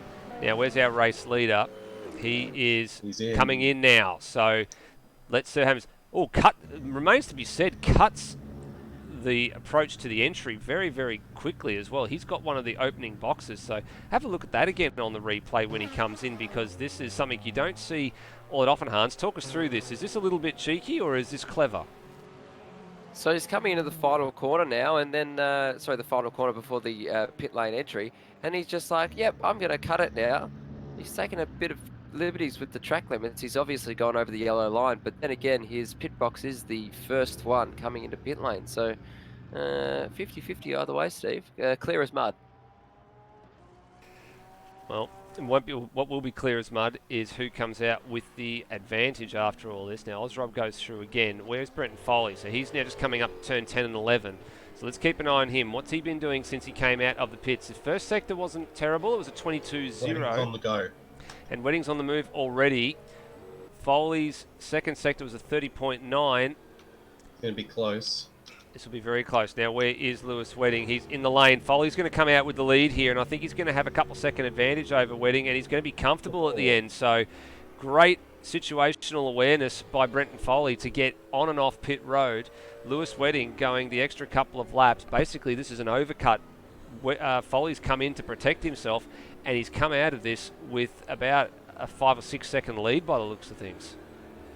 So that's a strategic master strategy there from Foley. He's managed to strategize Wedding, but will he come back later on in the race? Has he though? I'm not sure if he has, because there's an extra 2 laps of fuel that Wedding had to put in, which is at least, I believe it's about 2 or 3 seconds per lap of extra lap of fuel.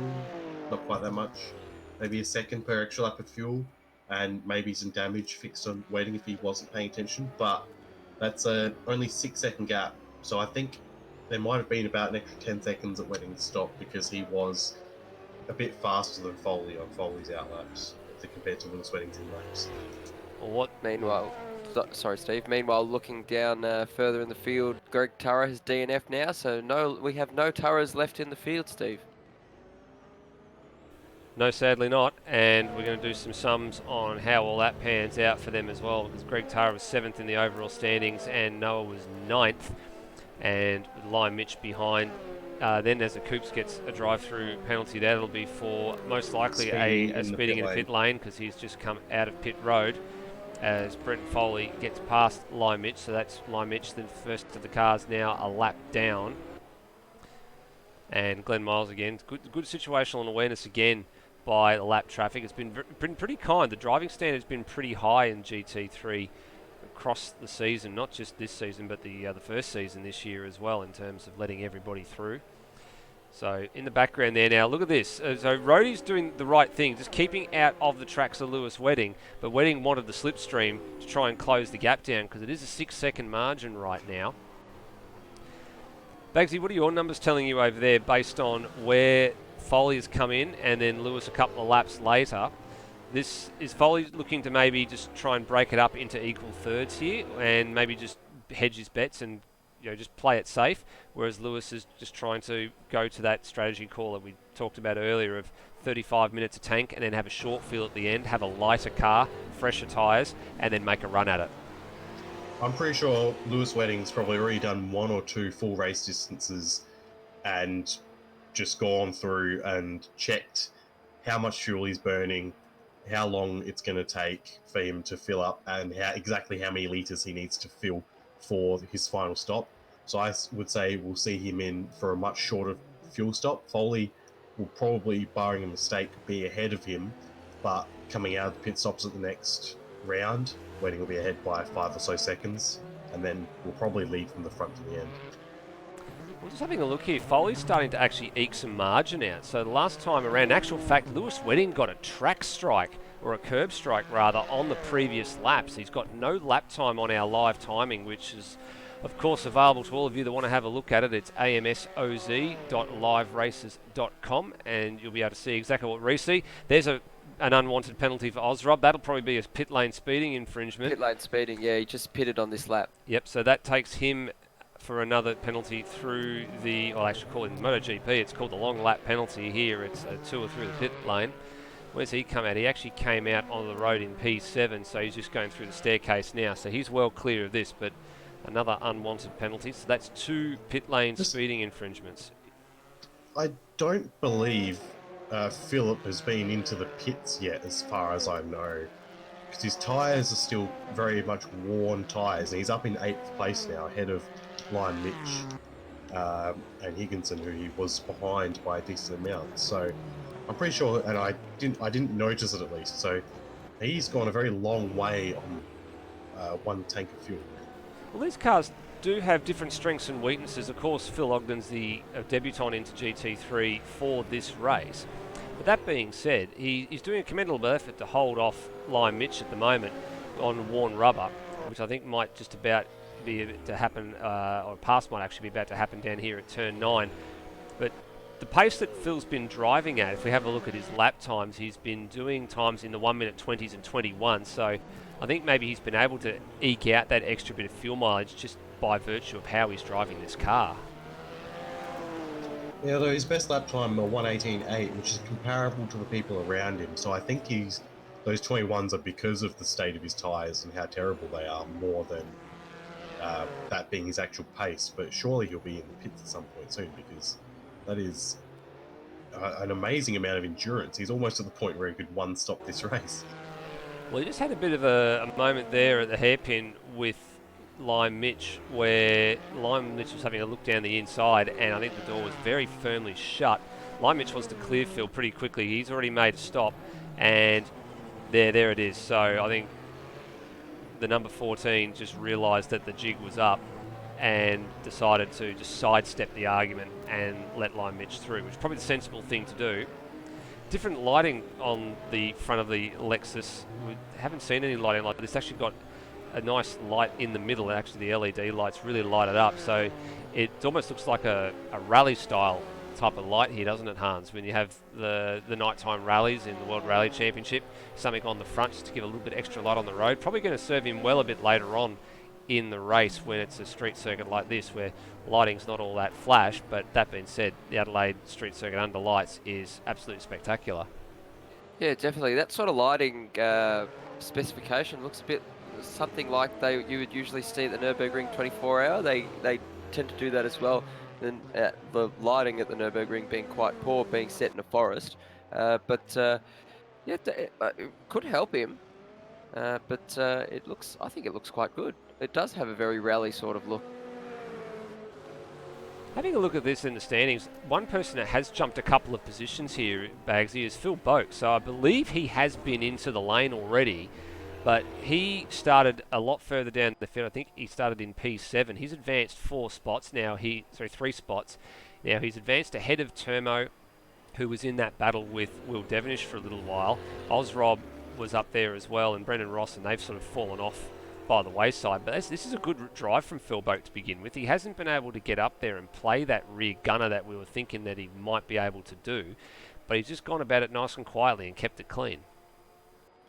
Yeah, he certainly has, and he was in that massive battle pack at the start that comprised of Devenish, Foley, Termo.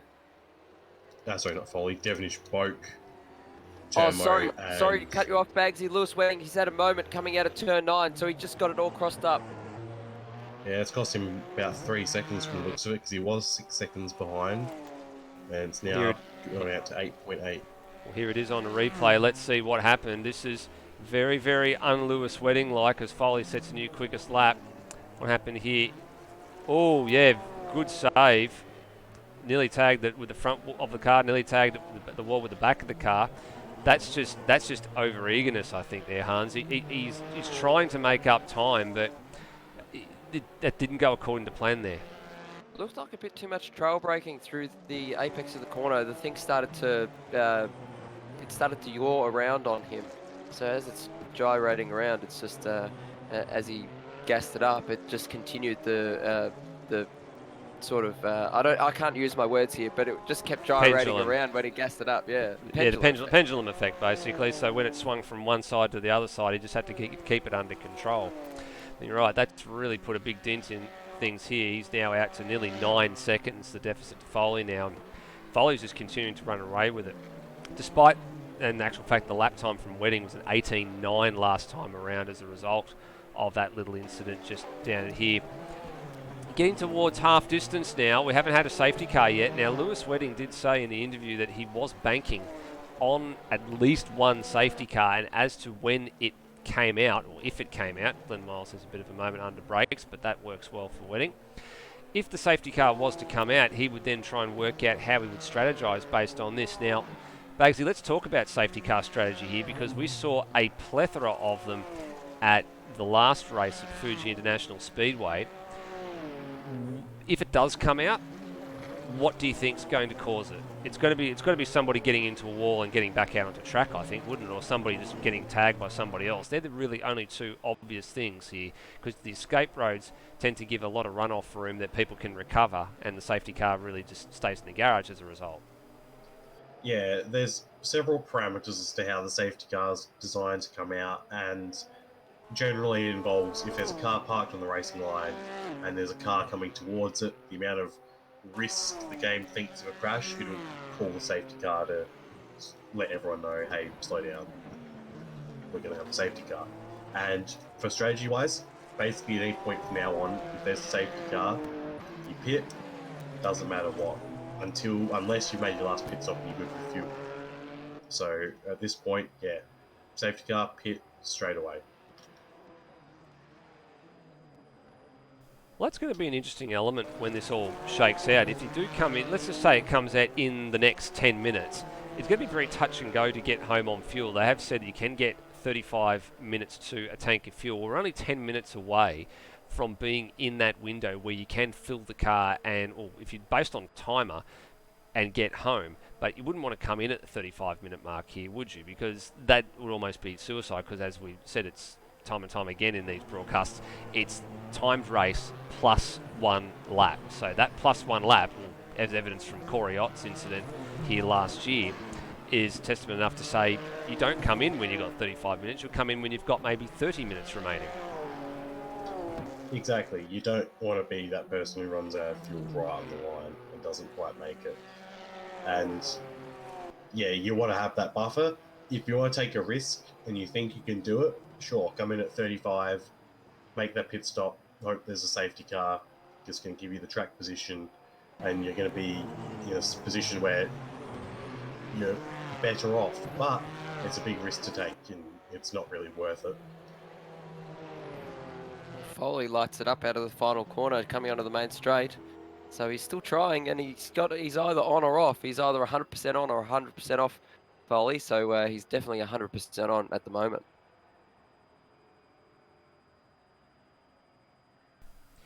Yeah, Bagsy, look at that what are you backing. observing? He's just backed it in, Foley there to turn 4 as well, from the great pictures from the helicopter cam as well. So you're right there, Hans. He is absolutely giving it the beans. He wants an insurance policy, I think. He took the insurance policy in the pit stops and it's worked out for him. And it's like anything in life. If you've got an advantage, you don't just want to rest on your laurels. You want to press home your advantage for every second that you've got. You want to make absolutely full beans for every minute of advantage you've got, even every second, every millisecond. You don't let up, you don't relent, you just keep attacking. Yeah, Foley's got the advantage in terms of he can really turn the thumb screws on you, and you can just tighten it up, and he'll put you in this position where you have to play his game, and he will win that game on outright pace. Bagsy, I'm not sure what your opinion is on it, if you agree or disagree. On which bit, sorry? On Foley, his strategy is just he will tighten the thumb screws to the point that you will have to play his game and try and match him with outright pace. Yeah, he certainly will. The thing is that it's not a very economical way of playing the game, so it may come back to bite him, because Wedding is definitely the thinking man's driver. He will outthink you while you're trying to outmuscle him. Yeah, that's right. And it's just the contrast in styles that we've got tonight and which style will come out on top. There's still 41.5 minutes to go in this race, so anything can happen. Yeah, anything can certainly happen as we have a look at our points graphic just to show you where the current situation is. So Foley is 8 points to the good over Lewis Wedding at the moment. As we said, a race win would guarantee it. He was 3 points in the lead coming in. You get 25 points for the race win, and he is currently 8 points to the good. Devonish, where he is at the moment, is safe he's pretty much safe in third. Ozrob needs another couple more places. He's currently P7 on the road at the moment. As we said, that's good enough for 9 points. But he needs another couple more. He actually needs to find his way up to P4 at the bare minimum to tie Bolger for 4th place. And then we start getting back into countdowns, which would then, if I'm just working back through the order here, would actually go back to Steve Bolger, because Steve Bolger has a 2nd place on the books at Jerez. So in actual fact, Ozrob needs to be standing on the podium to wrestle 4th place away from Bolger here. Now, what that points graphic didn't show is there has been a little bit of movement a bit further down the order. This man on screen here, Phil Boak, has actually made some inroads. He's leapfrogged Greg Turra for 7th place now by virtue of the fact where he is right now and Turra's unfortunate demise in this race. He is now 7 points to the good of Greg Turra. Same also for Lime Mitch. He is also the beneficiary of Noah Turra's DNF and also Josh Ben's non-attendance here tonight. He's moved ahead of the pair of them into P9, so he was P11 and now finds himself inside the top 10 for the final point standings at the moment. So, Hans, we said at the beginning of the broadcast there were positions that that were up for change and have changed now effectively throughout the first half of this race. Sorry, I wasn't even paying attention to positions and all that sort of stuff. Oh, I was grouse. paying attention to things happening a bit more immediately in the future. I was looking at the attitude of Lewis Wedding's car and Brent Foley's car, and I'd say Brent Foley's car looks a little bit better than Lewis Wedding's at the moment. just it looks nicer to drive. He's just driving it better, and I think it's a little bit kinder to him, a little bit easier to drive, which is unusual because he does light it up everywhere, but he's pushing 100%, and the thing is not sliding quite as much as it was earlier on. So I guess he's made a change, and it's worked for him. Just looking at the data we have, their rear tyres are pretty close together in terms of how much they've worn, but their front tyres, Foley's have worn a lot more than Weddings have. So it's interesting how Foley's style of driving is definitely hurting those front tyres a little bit more, but he's able to get that traction down. So that's why there's so many traction zones, he's able to keep that gap. What's interesting on that point, though, Bagsy, is that they've pitted 3 laps apart. If you're saying that their rear tyre wear looks like about the same in terms of how much they've got remaining, that just goes to show how hard Lewis is actually driving this car in the pursuit of Brendan Foley as well. The only thing that I have just noticed is last time around, Wedding's lap was a 16.8 to Foley's 17.2. So maybe this is just where Wedding is just going to start to put a couple of tenths a lap and maybe just start to move the goalpost with this margin. 17.0 for Foley last time around, 17.0 for Wedding. Literally, actually, if you want to, let's be technical here. 17.020 played 17.014 in favour of Wedding that time around. So that time around there was nothing in it. We have seen Wedding miss a couple of apexes here and there, but he is slowly just starting to nip away at this advantage, and he's going to have to do it in the next 10 minutes. Hans is where he really wants to make this advantage count, I'd imagine, or Hans is looking at some other stuff. Bagsy, if you want to jump in here. In the next 10 minutes is really where he needs to start thinking about making some of this count a little bit, because we're going to get to this final pit stop window, and it's going to be on from there. It certainly is. We still don't know how much fuel he put in. That's the biggest thing, though. How much shorter of a time is he going to have to stop compared to Foley? It's going to be very interesting. As looking at Foley at the moment, there's a yellow flag in front of him. I'm not sure what it's for, but it seems to have cleared. So that'll be the Nathan Higginson car that he would have just passed on the run down, I think, into turn 14. I think, actually, no, he's flashing somebody. That's Glenn Miles. So, and Higginson's doing the same. So, apologies to Nathan. I thought that was an incident for him, but he's been cleared by Foley. As Glenn Miles got a drive-through penalty for... That's going to be a track violation. Yeah, he was getting out of the way, and I think he's just taken too much curb at turn 1, which is another one of the hot spots. So yeah, I it's think... going to... Go on. Sorry, you go ahead, Bagsy. No, your thoughts probably more coherent than mine.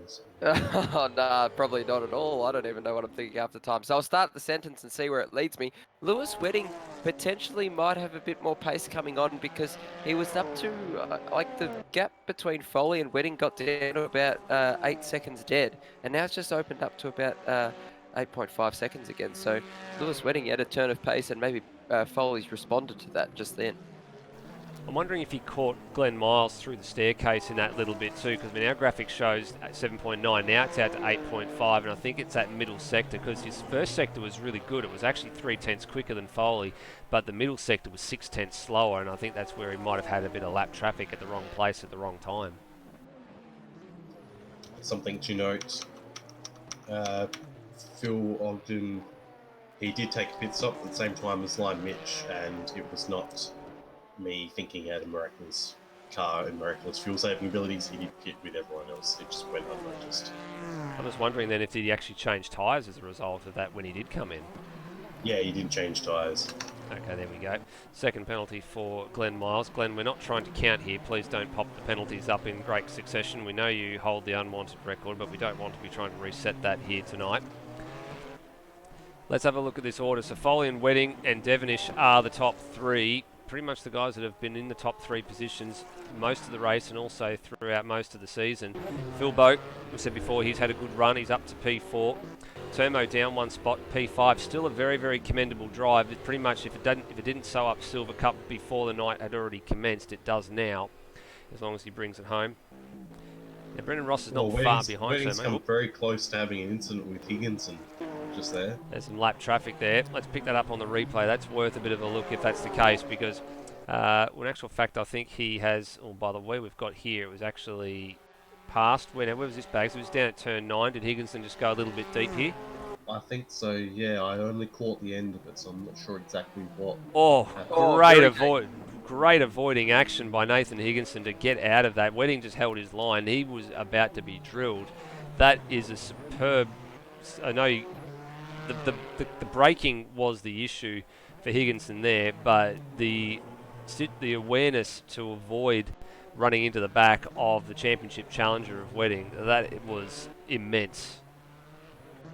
Wedding would have been staring at that mirror there and just praying that it wasn't going to happen, because a big hit like that could certainly do damage and put you out the race potentially. Oh yeah, you're not wrong there. Let's finish off the top 10. We got down to Brendan Ross. Then we got Ozrob, who's still in P7. Limich in 8th. Phil Ogden, who, your man here, Bagsy, that actually has stopped, and commendable effort on debut inside the top 10. And then Higginson is also inside the top 10. And actual fact, looks like he's gotten out of, actually away from that incident without too much damage. So he will have some damage to repair in the stop. But another one of the youngsters in AMS Oz has tried his hand at TCAC and is now stepping up into GT3. Big change from those TCAC cars into aero-dependent GT3 machinery. A couple of drivers still a couple laps down. Coops and Glenn Miles the last couple, and Rhodey the last couple there, as Lewis Wedding has now picked up the quickest lap of this race in pursuit of Brenton Foley. Now the gap is now down to 7.3 seconds. That was a pretty mega lap. In actual fact, have a look at the difference in a lap time. 16.565 for Wedding last time around. Foley 17.956. That is a massive difference, Hans. He's closed the gap. He's closed the gap to about 6.7 seconds right now. It's just adjusting 6.5, 6.7, depending on the fast or slow part of the circuits that they're going around. But Lewis Wedding is coming back into it with pace, and perhaps he's trying to bring himself back to get that few seconds advantage that he had with the fuel fill in the previous stop. Bagsy, we're getting close to the second round of pit stops. Probably in the next 5 minutes we expect to see a few cars coming in. Expect Foley to blink again? It's a difficult one to say, because if he feels he still has the pace, then he's just going to keep going. And Wedding's pit, so Wedding is the one who goes first. Wow. So he's in, and he did the same thing again. He cut the corner to his pit box. Well, that's an interesting move. Foley will have to respond here. He's going to have to pit this lap. Yeah, he's realised it too. Difference. He's realised it too. He's already started hanging it out through turn 4, and again, I think not so much this time through 5, but let's have a look at what his Sector 1 time is. Wedding had a purple Sector 1 on his in-lap and a 30.9 middle sector. Foley was a 22.1, so it's not a personal best, and it's not a purple sector either through Sector 1.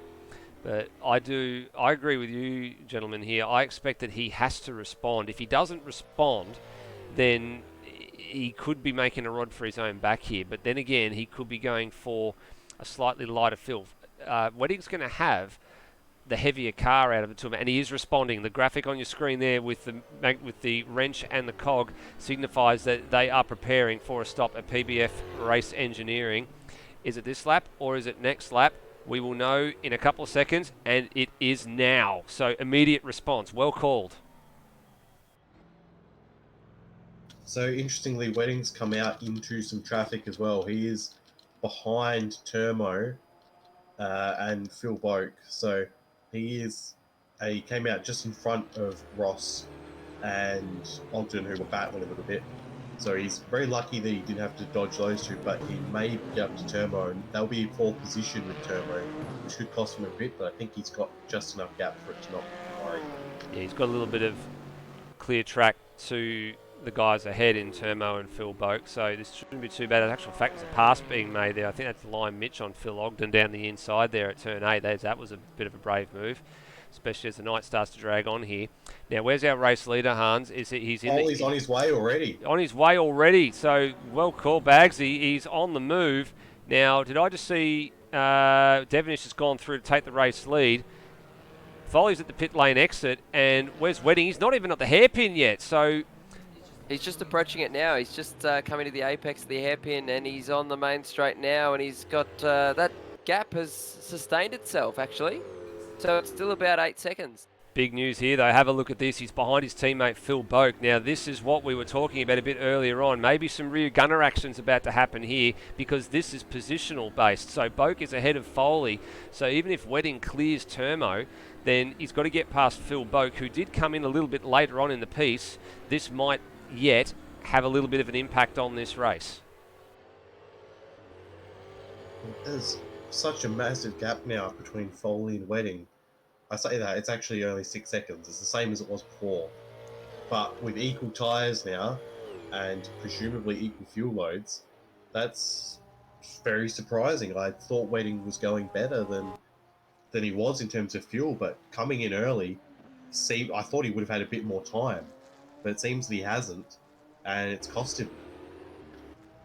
He's going to have to negotiate Termo, coming up to turn 11 now. And he needs to get this done as soon as possible. He wants to catch Foley on pace, but it's going to be a difficult job for him. Like you said, Bags, he's a thinking man. Oh, there it is. Oh, what a move. And he manages to pull it off.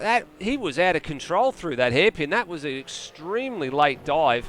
Let's have a look at that on a replay, and let's see if we can get it from Lewis Wedding's onboard. Actually, we get it from the passenger cam. Let's have a look at how he made this move happen. This was a very, very late dive. See how far back he is. He's not right under the rear wing. Super committed. Look, the rear end wanted to step out. Actually rode some curb. Jeez, he pulled that up well. I think he may have got a curb strike as well just after this, because Coops was coming out of the pit lane and Wedding was coming through the chicane at speed and may have cut too far.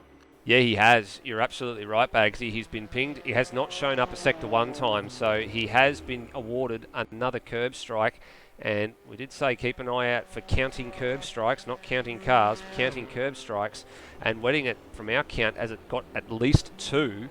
Haven't seen any for Brenton Foley arrive just yet. Hans may have to dig into the times, or yourself may have to dig into the times to see what's going on there. But he definitely has got a couple up his sleeve, and that would hurt his cause if he does indeed get to the back of Brenton Foley. Now, incidentally, there has been a swap between the two PBF cars ahead, so Boak has let Foley go, and Boak's pace is now 1:19.8, so Foley that time around was a 1:17.7, and now he's really harassing the back of Phil Ogden's car, and that's a blue flag situation. Ogden's getting right in the way. Yeah, that's not very good. And now he just needs to sidestep the argument, let him go, and there's a bit of contact there as well, so that won't go down very well either.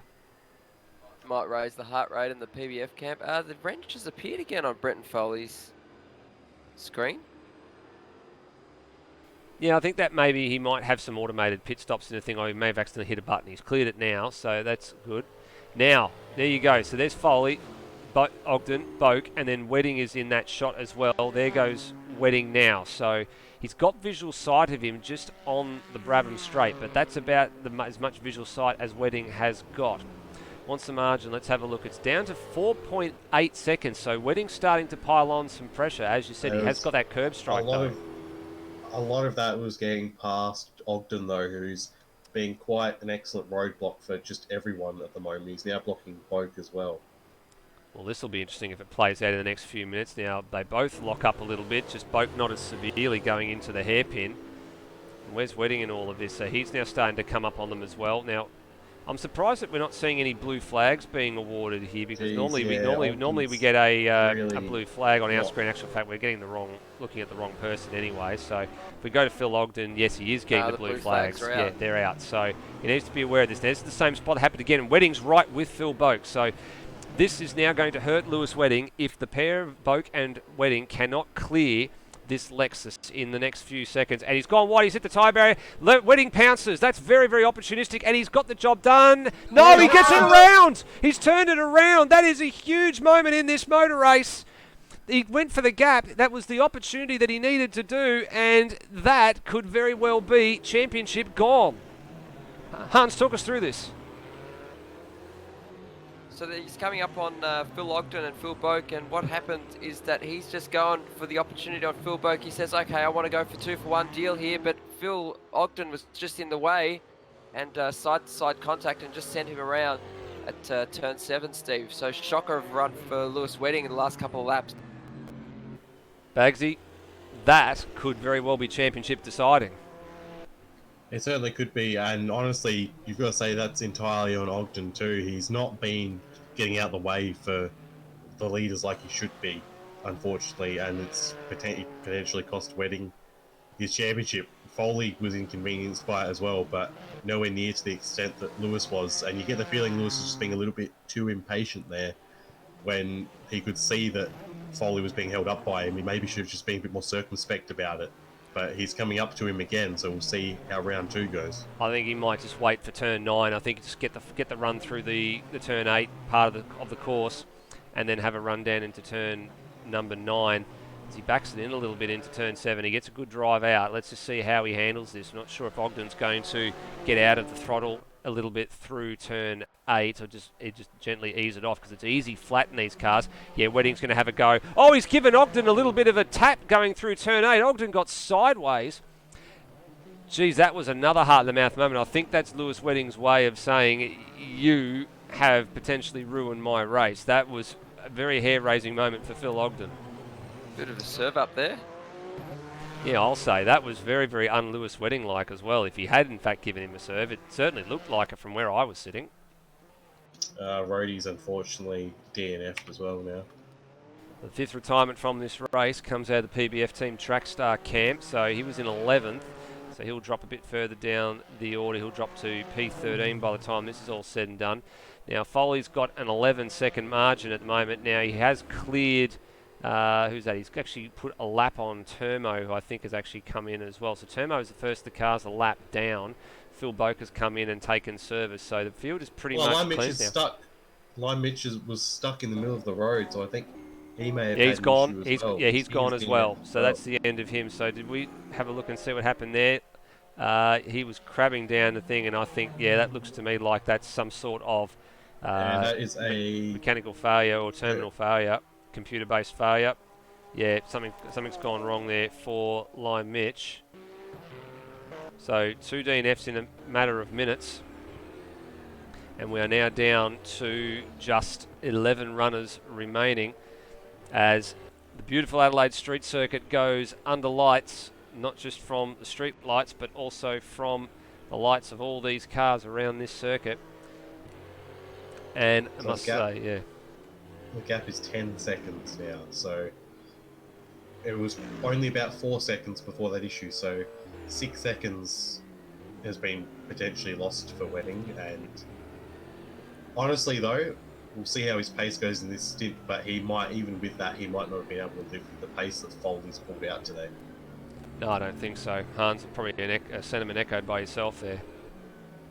Yeah, I think Foley's just managed to make make everyone play the game on his terms in the sense of just outright pace, and unfortunately Lewis Wedding, his strategy of conservation didn't quite work, and also with the difficulty that he ran into with the Phil Boak and Phil Ogden incident. So, I mean, it's 10 seconds. Oh, Foley off at turn 9. That changes the race. That changes the race as well. So he just went straight on. He just outbraked himself. We'll see that on the replay. But what just happened? He just went a bit too deep into turn 9 and just went straight on and thought, oh, I'll just take the escape road instead. So we're just looking at that now. And he's just coming up behind Brendan Ross, and he's just outbraked himself. So once you get on the marbles there, it becomes very difficult. And no harm, no foul. Incidentally, Glenn Miles, another drive-through penalty, probably speeding in the pit lane, I believe. Nah, it's track cuts. Track cut again, yeah. Well, once he's racked up all the track cuts, as soon as you get one more every single time, you'll cop another penalty. So he's out there on the circuit at the moment. Currently, track cut. Ahead of our race leader too.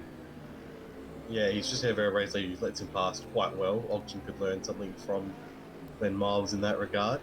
The closest battle on track, though, is between Foley's PBF teammate Boak and Brendan Ross, who only have 1.5 seconds between them, and that's for 4th and 5th place. We're just seeing a couple of comments coming in on a live stream as well, talking about Lewis Wedding's little bit of a rear bumper tap on Phil Ogden through turn 8. We said that he'd given him a serve. Anthony Birch calls it payback, and I think that's probably a fair assumption. Hans nodding his head over here in commentary as well. And then looking at Rhodey, the reason for his non-finish is he says he just got Fuji'd, which I know what Fuji'd means. That means that he ended up with a black screen, much the same as what happened to Lewis Wedding, because he's also saying may happen to Lewis again. But we certainly don't hope that happens again. I think Lewis has taken just about every precaution in the book to make sure it doesn't happen again. Well, guys, less than 20 minutes to go. This gap is coming down. It's now 8.7 seconds. So Lewis has started to eat some of the Foley advantage. He's actually taken another 3/10 out that last lap. So it's coming down, but it's not coming down at the rate of knots that it needs to be coming down at. So how many laps would we project in this race? If there's no safety car, would there be 10 laps in this race? Now, if he's doing 3/10 of a second a lap, it's not enough. Foley's going to be 5 seconds ahead at the end of the day. So we projected an upper lap limit of around 72 laps, but I think we're probably more likely tracking towards 70 or 71 based on the pace that we're doing. So we've still got a fair way to go, because it is a short lap and a busy lap, and put 18 minutes plus the 1 lap remaining. We're going to get somewhere close to 70 laps, I think. So you're right, it's not going to be enough. He's got the pace, but it's just too little too late for Lewis Wedding at the moment, unless Brent Foley makes another mistake like he did at turn 9, and it has a more severe consequence. Well, a quick look at the championship picture. That's what it is, and it hasn't changed very much at all across the course of the weekend. In actual fact, the only real changes there is that Foley's gotten a little bit further away from Wedding, and that Ozrob has gotten closer to Steve Bolger, but Ozrob has not been able to make any real inroads, and the only car that he is not too far, he needs to get past next is Termo, but he's some 27 seconds down the road from Termo, so I don't think there's going to be any real position change there in the next 17 and a quarter minutes.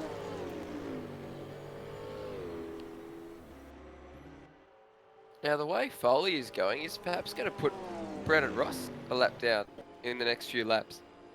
Well, if Brendan Ross is just making a pass on Foley's teammate Phil Boak down into the hairpin, and he's got it done quite expertly there. So Ross takes 4th place from Boak.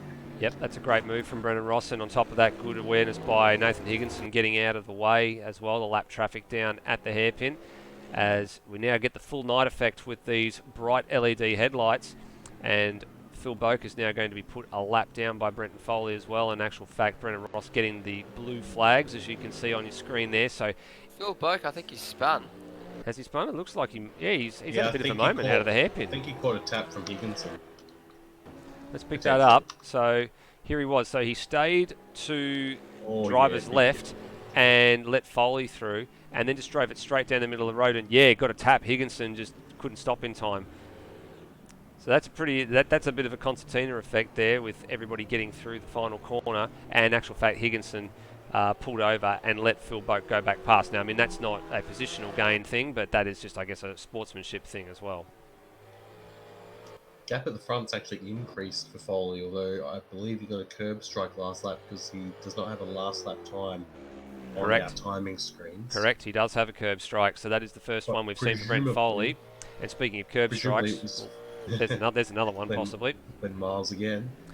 Actually, that one would be for speeding in the pit lane, because he was just in the pit lane before. Yeah, Wedding's coming up to the back of Phil Boak's 015 car as well. So here he is on screen, and that'll be the next one. Now, I don't think Phil Boak needs to do anything sinister here. He doesn't need to try and play a tail gunner argument at all now, because the gap is 10 seconds and is on the rise again. So it gotten down to about 8.3, 8.4, and now it's gotten back out to near 10 seconds again. Well, at the moment, with 15 minutes remaining here, gentlemen, the history of championship deciders in Automobilista Australia is set to continue. Oh, Lewis Wedding, there it is, and if that wasn't the exclamation point on this race, I don't know what is. Curb strike, turn 1, 2, 3 chicane, and that will send him through the lane. I now think that this is game over. Game over for Lewis Wedding indeed, done and dusted, that's it. So it's just salvaging what he can out of this race, but a very gallant effort from Lewis Wedding, but unfortunately not his night tonight, and just not his season after a very dominant season in terms of race win. You can't fault him, he dominated, write Wedding off just yet because Foley, I just had a look through at all their lap times. That was Lewis Wedding's 6th hit, but Foley is on 5 based on the laps that Wow. are missing from him. So Foley is on his, he has no more warnings left. So his next curb hop will also be a penalty. So I wouldn't go so far to say as it's over, but it's definitely Foley can relax and not attack very hard now.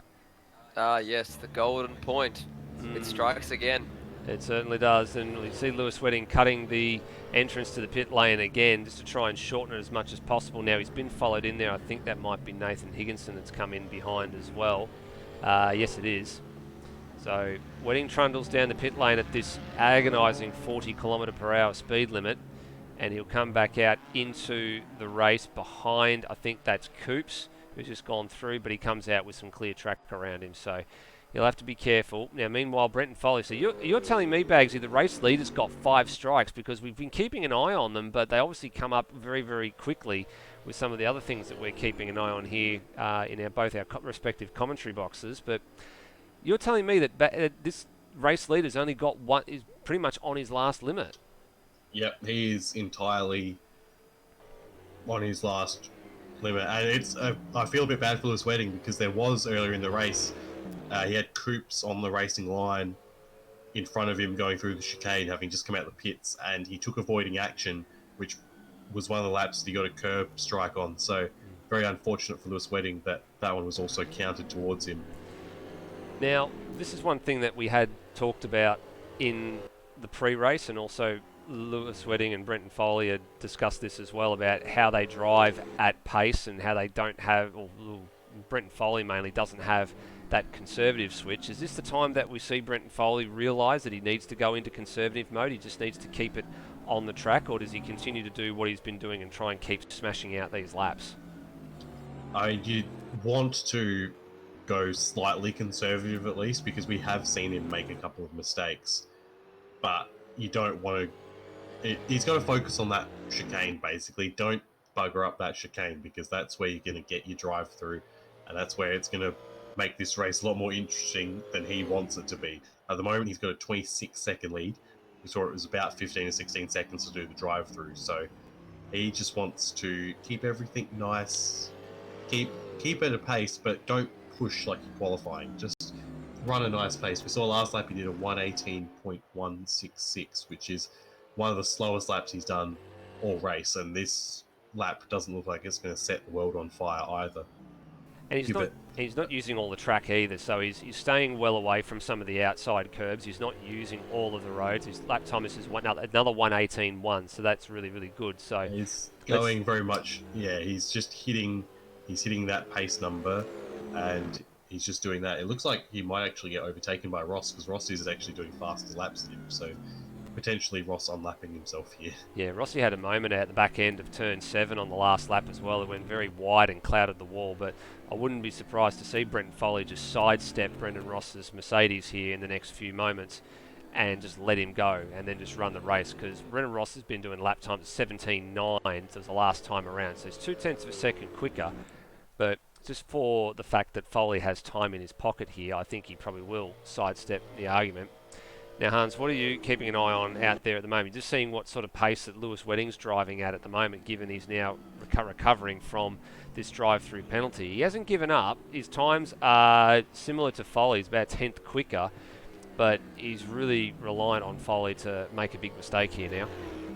Now, I was just looking at Lewis Wedding's pace. Now, I'm considering the fact that if Brenton Foley does get a curb strike on his golden point and he has to go through, take a tour of the pit lane, that will put him probably about where they started or thereabouts. It'll be 4 or 5 seconds, I reckon, in Foley's favour. So that's plenty of margin for Foley to take the win and take the championship. So Lewis Wedding, I don't think it's going to be enough. I think we'll have to put the final nail in the coffin right here, because I don't know, Bags, you might have a different opinion, but that's what I reckon at the moment. So Lewis Wedding, couldn't quite outsmart Foley tonight, and it just didn't go his way at all tonight. He got into the incident with Ogden, and then a couple of other things didn't quite go his way, like the overcut. But Yeah, so I guess it's going to be one of those seasons that Lewis Wedding ruse because he came in. Oh, he's hit the fence and he's hit the around. wall. They're pushing a little bit too hard there, He's so got that's it. it. Yeah, he's got Final into his. nail in the coffin is there. Well, Lewis seems to have got into his own head. We talked about it before about how you have to maintain the concentration for so long, and I feel that it's unfortunately all come apart in this last stint for Lewis Wedding, and he may come to rue that decision to pit earlier on the final pit stop. I'm not sure if it was his plan or if he changed mid-race, but the pressure of the whole thing could have caused him to say, I'm going to change my strategy here, come in now, try for an undercut, and then that triggered everything else that made it all fall apart, unfortunately. Comedy of errors almost, Bagsy. But the interesting thing is that it was the lightest of touches against the tyre barrier coming out of turn 6 that actually sent him around. So, I mean, turn 6? No, sorry, turn 4. Yeah, turn 4. So, yeah, so I guess it just shows that the precision aspect of it, driving around a street circuit and also doing that for 90 minutes and also trying to manage your pit stops and the stress of a championship on the line. I guess it just wasn't Lewis Wedding's night tonight because a number of things have gone against him, and either one of those things on their own would have been okay, but unfortunately, it's just all gone against him this one night.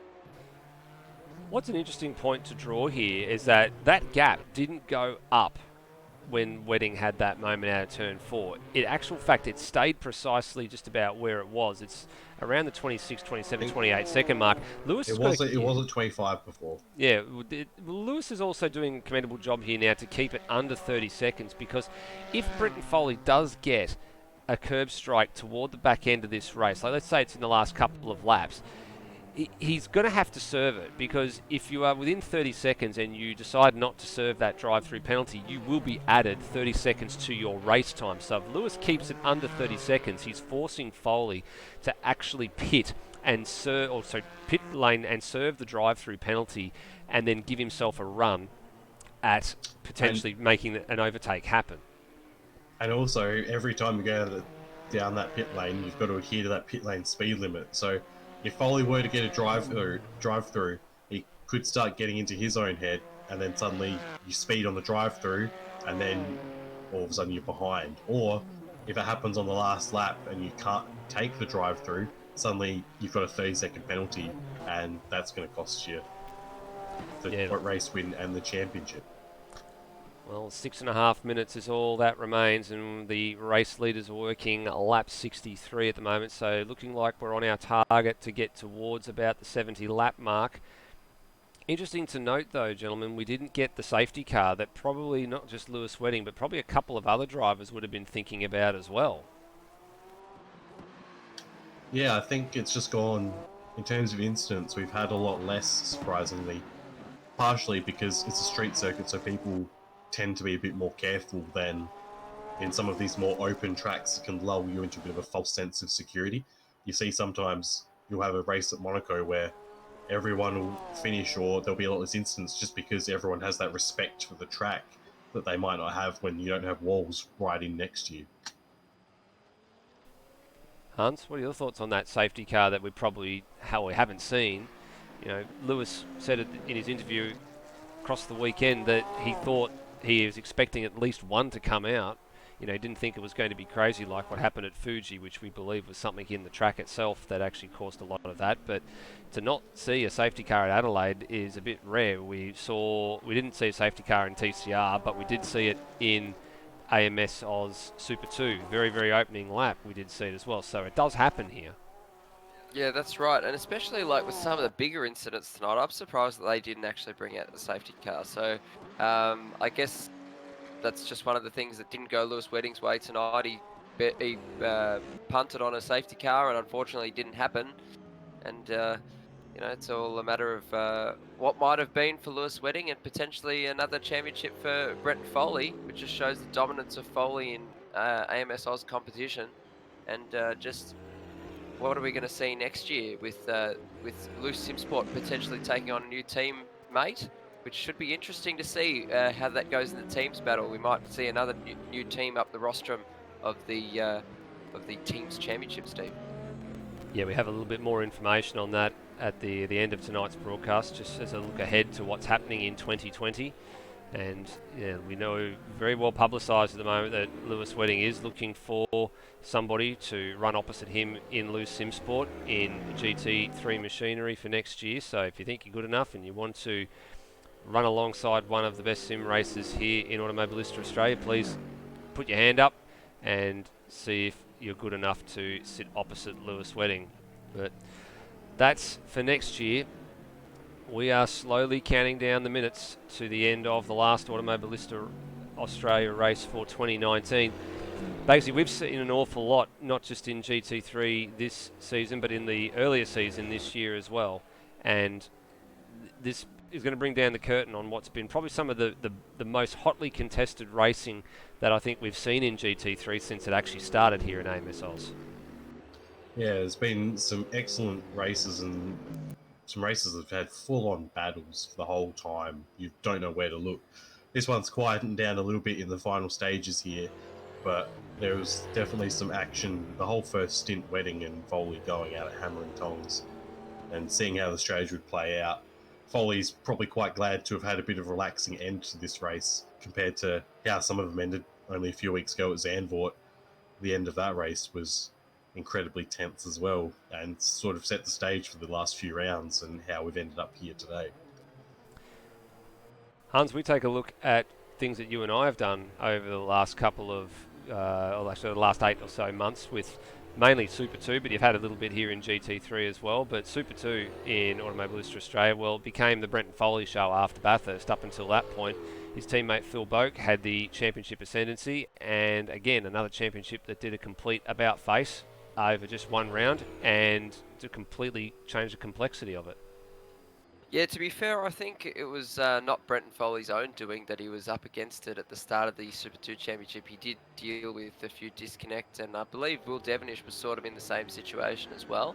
So perhaps it robbed us of some races that we should have seen, like at Adelaide and Albert Park. So perhaps we should have seen Foley up there earlier, but Foley has been there or thereabouts all season, and I'd say that he's a deserving champion in GT3. I mean, he was the deserving champion in Super 2 as well because he was up against it at the start and he's come back from behind and against his teammate as well, the intra-team rivalry, but also right now he's a deserving champion because he's timed it all at the right time. You couldn't time it any better, actually. You just say, well, I want to lead the championship at the best time, and that is at the end of the championship when the final trophy gets awarded. Well, his back end of 2019 has been nothing short of sensational. He also took out the TCR Oz category just a week ago. Actually, was actually wrapped it up with a round to spare. Here at the Adelaide Street Circuit, he pretty much was just the coronation ceremony with a couple of race wins, and he got home and celebrated that. But he's been dominating the touring car cup class in Automobilista Australia for a while now. Before it was TCR Oz. It was just called TCC, and he did really well there as well. So he's going to win a trophy, the top step of the trophy, in all 3 of the different classes that have taken part in the second half of 2019. The Supercars has been going on all year, but definitely one that everybody certainly aspires to beat. I know I've defended pretty heavily from him a couple of times not in Super 2, but in the TCR Oz. And he races hard and he races fair, and even he's commented how, some people just know how to race things. 20 seconds is all that remains in this one. Our championship leader will get the final lap the next time around. It'll be white flag as the clock counts down now. He has swapped places and has let Brendan Ross through, so that means Brendan Ross is technically still on the lead lap. I'm not sure if he's done that by just getting out of the throttle somewhere and letting go past, or he's made a mistake, but the duration of this race will be 69 laps, so pretty much smack bang in the middle of our estimated window of 66 to 72, depending on what the pace was at. 69 will be the number. Fun number and interesting number for some, but to this man, it's just the number of times that he's circulated this circuit. White flag is out. 1 lap to go for the champion-elect. He's having a look. He's definitely decided to take his foot off the throttle, doing high 119s, low 120s in the last few laps. Wedding's done a good job to bring the gap down by about 10 seconds. But yeah, I don't think even if Wedding hadn't had those issues at the start of this stint and didn't have the drive-through penalty, I think Foley would have still had his number today. He just was able to keep that pace up throughout the whole race. And yeah, you can argue whatever you want about Lewis having bad luck last round and having some issues this round, but Foley has definitely been there and thereabouts through the whole championship, and the only other person to win a race apart from Lewis Wedding. This will be his 3rd out of 8. So 5 to Wedding, 3 to Foley, and he's done a brilliant job. 100% agree. Couldn't say it better, Bagsy. You've just hit the nail on the head. But here we go. Last couple of corners now for Brendan Foley. He's going to take the race win in the championship, it seems, barring some sort of unfortunate calamity. He's coming up to turn 13 now. The final corner, hairpin corner. He slides it out. He's having a bit of fun there, Steve. So he comes across the line. The final race winner of our season and the championship winner, Brendan Foley for PBF Team Vodafone at the Dodge Viper, and he gets it done. He's going to get it done by about 13 seconds over Lewis Wedding, who comes across the line in 2nd place, and he tried as hard as he could, and unfortunately it just wasn't his night and it wasn't his season this year, but a very commendable effort with 5 race wins this season, and unfortunately all came undone at Fuji. And then Will Devonish is trying to put a nice full stop on the end of the season with a podium in the outgoing 997 GT3R, and maybe we'll see them in the 991 next year. Yeah, that I'm sure we will. And Brendan Ross, he's unlapped himself, so he gets to say that he's done the full complement of 69 laps. He certainly does. And that is the final point standings for the top 5 there on the screen as a result of where everybody has finished. So no change in the top 5 apart from the points gaps. So Foley ended up with an 8-point deficit or gap to Lewis Wedding at the end of all of that. Devonish held on for 3rd. Steve Bolger didn't finish the race, obviously, and Osrob, by virtue of the fact he's currently in 7th place and hasn't been able to make any inroads into Termo, he has come home for 5th. So there were a few other things down. I think Phil Boak's come across the line, his nose into the wall here. I believe there's probably a Foley going around in a circle. Yes, there is a Foley going around in a circle at the moment, and he's having a whale of a time. I think that is down at turn 9. So celebratory donuts, because that's what it's all about. And if you're in TCR car, it's all about the reverse doughies. Commiserations to this man, though. He fought the good fight and dominated with the race wins up until the very last moment. But only what could have been. Only what could have been. There was certainly a lot that had changed in the last week, and it swung the balance of the championship in an opposite direction to the way he wanted it to go.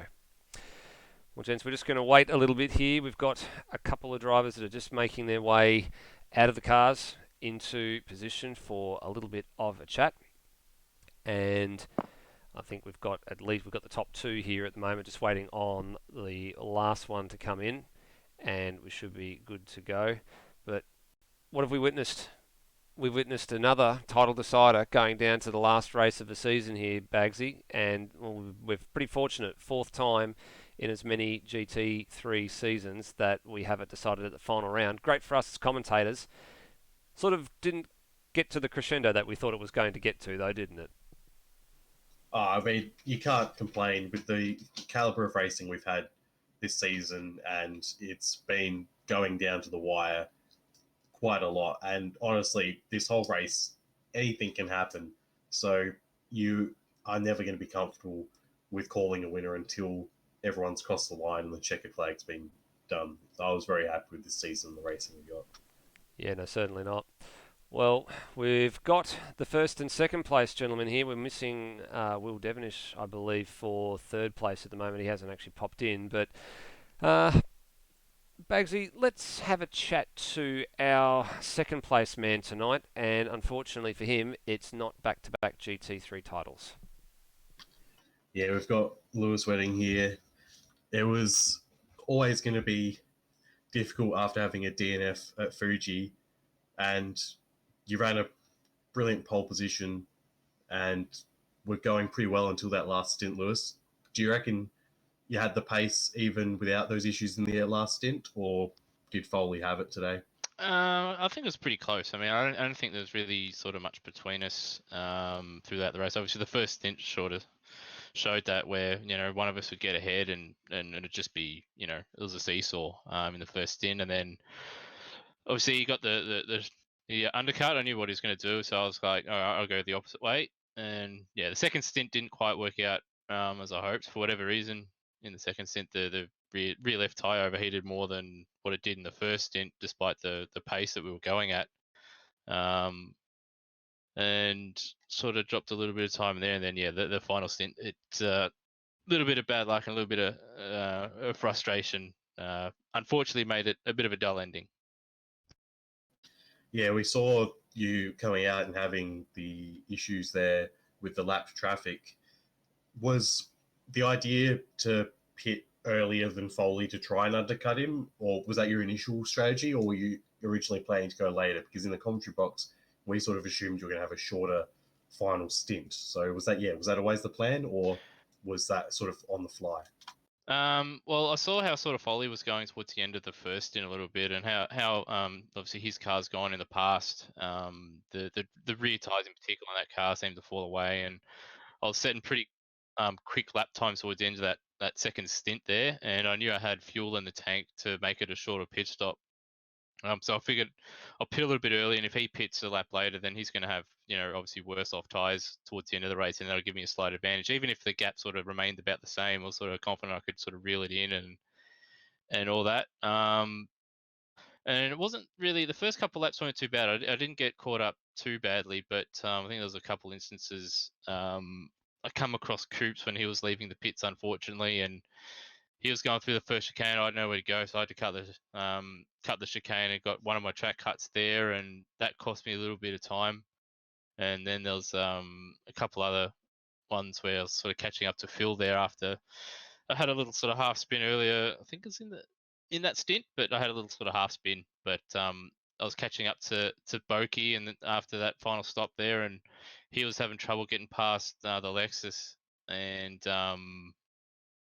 Boki got held up, and I was able to get by, and then I was up the inside of the Lexus, but he turned in and around a wet, and I figured from there it was pretty much game over. Still tried to push and keep at it, but yeah, it just obviously with that last track cut there, I was always on a bit of a knife edge after that Coops one, because that was the final warning. Unfortunately, couldn't last out a full stint without getting one, unlike the first stint where I don't think I got one in the first stint, or if I did, it was only the one. But unfortunately, couldn't quite get there. And then yeah, drive through, and that was that. But obviously, congratulations to Foley. Had a fantastic season. We battled it out hard. It's just a bit disappointing now because the two championships where I've sort of had the upper hand and had some unlucky issues with either the game or something out of my control sort of take it away. But either way, Foley's deserved the championship. He drove well. And tonight could have been a 50-50. I mean, there was literally nothing between us in the end. Obviously, qualifying was a little bit different, but yeah, tonight, nothing between us. He got the win, and I got second.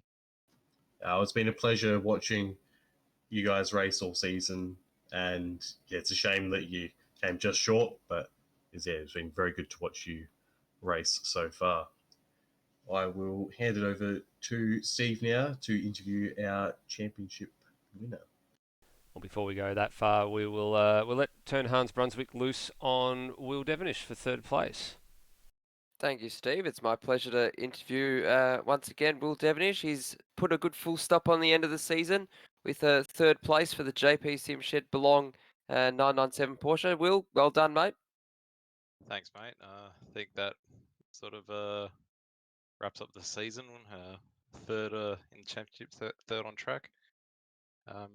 Had a good race, bit of a lonely one, but really happy with the outcome. Yeah, congratulations on a third in the championship as well. So, are we going to see you in the 991 portion next year? Well, I don't think we've finalised on the models that will be in next year, so not sure yet. I actually grew to really not like the Porsche, so I doubt it'll be a Yeah, Porsche. you either like them or you don't like them. Yeah, There's one or the other. it was great for testing. Just it just doesn't have any mumbo down the straights, and it's painful to watch people just fly past you down a straight. Yeah, yeah. Luckily, Adelaide doesn't have that massive long straight type of thing. It's quite a low speed sort of track in terms of the other tracks we've gone to in the GT3 series. But and so I don't even know where I'm going with this now. But it would have been nice to get a race win this season, but unfortunately, it's just been shared by two blokes hogging all the race wins. Yeah, it's a bit rude of them. Yeah, But should yeah, tell them to stop hogging it. yeah, But no, they've driven fantastically all year, and I'll turn to thank you, Will, and congratulations on your third place in the championship and in the race tonight. thank you, and thank you guys for commentating over the season. It's been really good commentary over the season, and I hope we made it exciting for you. Certainly have, Will. Certainly have. It's been fantastic. I can speak on behalf of Bagsy and Steve and myself. It's been absolutely fantastic to commentate on such good racing over the year in a bunch of different championships. But Steve, back to you now. You've got our championship winner. Yeah, I think we're each going to have a crack at our championship winner here. A very deserving winner, and according to a number of the guys watching on the live stream, they agree as well. And, well, Brenton, what can we say? We were enthralled by the battle that took place in the opening stanza of the race for 30 minutes, and we honestly didn't think that you guys could continue that fight for as long as you did. And of course, the pit stops then split that gap apart, and it all started to become a little bit clearer as to where the upper hand slightly was balanced in your favour a little bit tonight. Yeah, the first 30 minutes were absolutely crazy, as you said. When I came into the pits and saw that it was going to take 43 seconds to fill up the tank, I was very happy that I had that 40 seconds to relax for a minute and have a drink. But no, I knew from most of the season that the Viper had been decent on fuel with the expense of tires, and so that was kind of the goal. If I could stay with Lewis, I thought that I would get a little bit of a jump on him at the pits with needing less fuel, and it managed to work out. Foley, it's Hans here. So I just wanted to see your strategy and stuff. You always say that you can only go 100% or 0%. It's just you just always have to go 100%, and if you don't, then things start to go in. But we did see a bit of a different Foley when coming towards the end of the race. You started to button off a little bit. That would be because I was tight on fuel and track cuts. I was on the limit of both. I crossed the line with less than a lap to go, and I think I had to save for about 3 or 4 laps in there. At some point, I was cutting it a little bit fine, and when Lewis got his penalty, I had the lap before got my 5th warning, so I was already trying to take turn 1 and 2 very carefully. But yeah, I was driving at 100% everywhere else besides turn 1 and 2. Congratulations, Brenton. You are a very deserving winner. You've been there or thereabouts all season. Not quite up there on the race wins, but you've done it tonight with the final race win of the. Sometimes if you can't win the championship, you have the last word, and you've had both. So you've won the championship, you've had the last word, and also you didn't take it down to a tiebreak. And commiserations to Lewis, but it was a fantastic battle just tonight. It was wonderful. Yeah, Lewis is definitely the class of the field. The last couple of races, I got lucky last round with him not finishing. And yeah, his speed's just been insane. So I'm sure that in whatever series he continues to compete in, he'll be really quick, and he's always fun to race with. But yeah, thank you to him for running the season, and thank you to you guys for the amazing streams that you always put on and the amount of effort that goes into it. Thanks very much, Brenton, and thanks to everybody for your participation in the season, and everyone who watches there at home. It's been great to continue to bring these to you on a regular basis. Here's your final point scenario. unfolded after tonight's race. So there's confirmation of the 8 wins between 2 drivers at the top of the points table. Will Devonish home in third. Osrob didn't quite get close enough to Steve Bolger. He needed a couple more places. Effectively needed to be standing on the podium to surpass Steve Bolger. So that settles 4th and 5th. Termo, the leading Silver Cup runner, home in 6th place. Phil Boak had a bit of a move up the points table as a result of others that did not finish or did not partake tonight. But Bagsy, I guess over to you real quick for some closing remarks before we finish up for 2019. I'd just like to say it's been an excellent year commentating. It's been very enjoyable.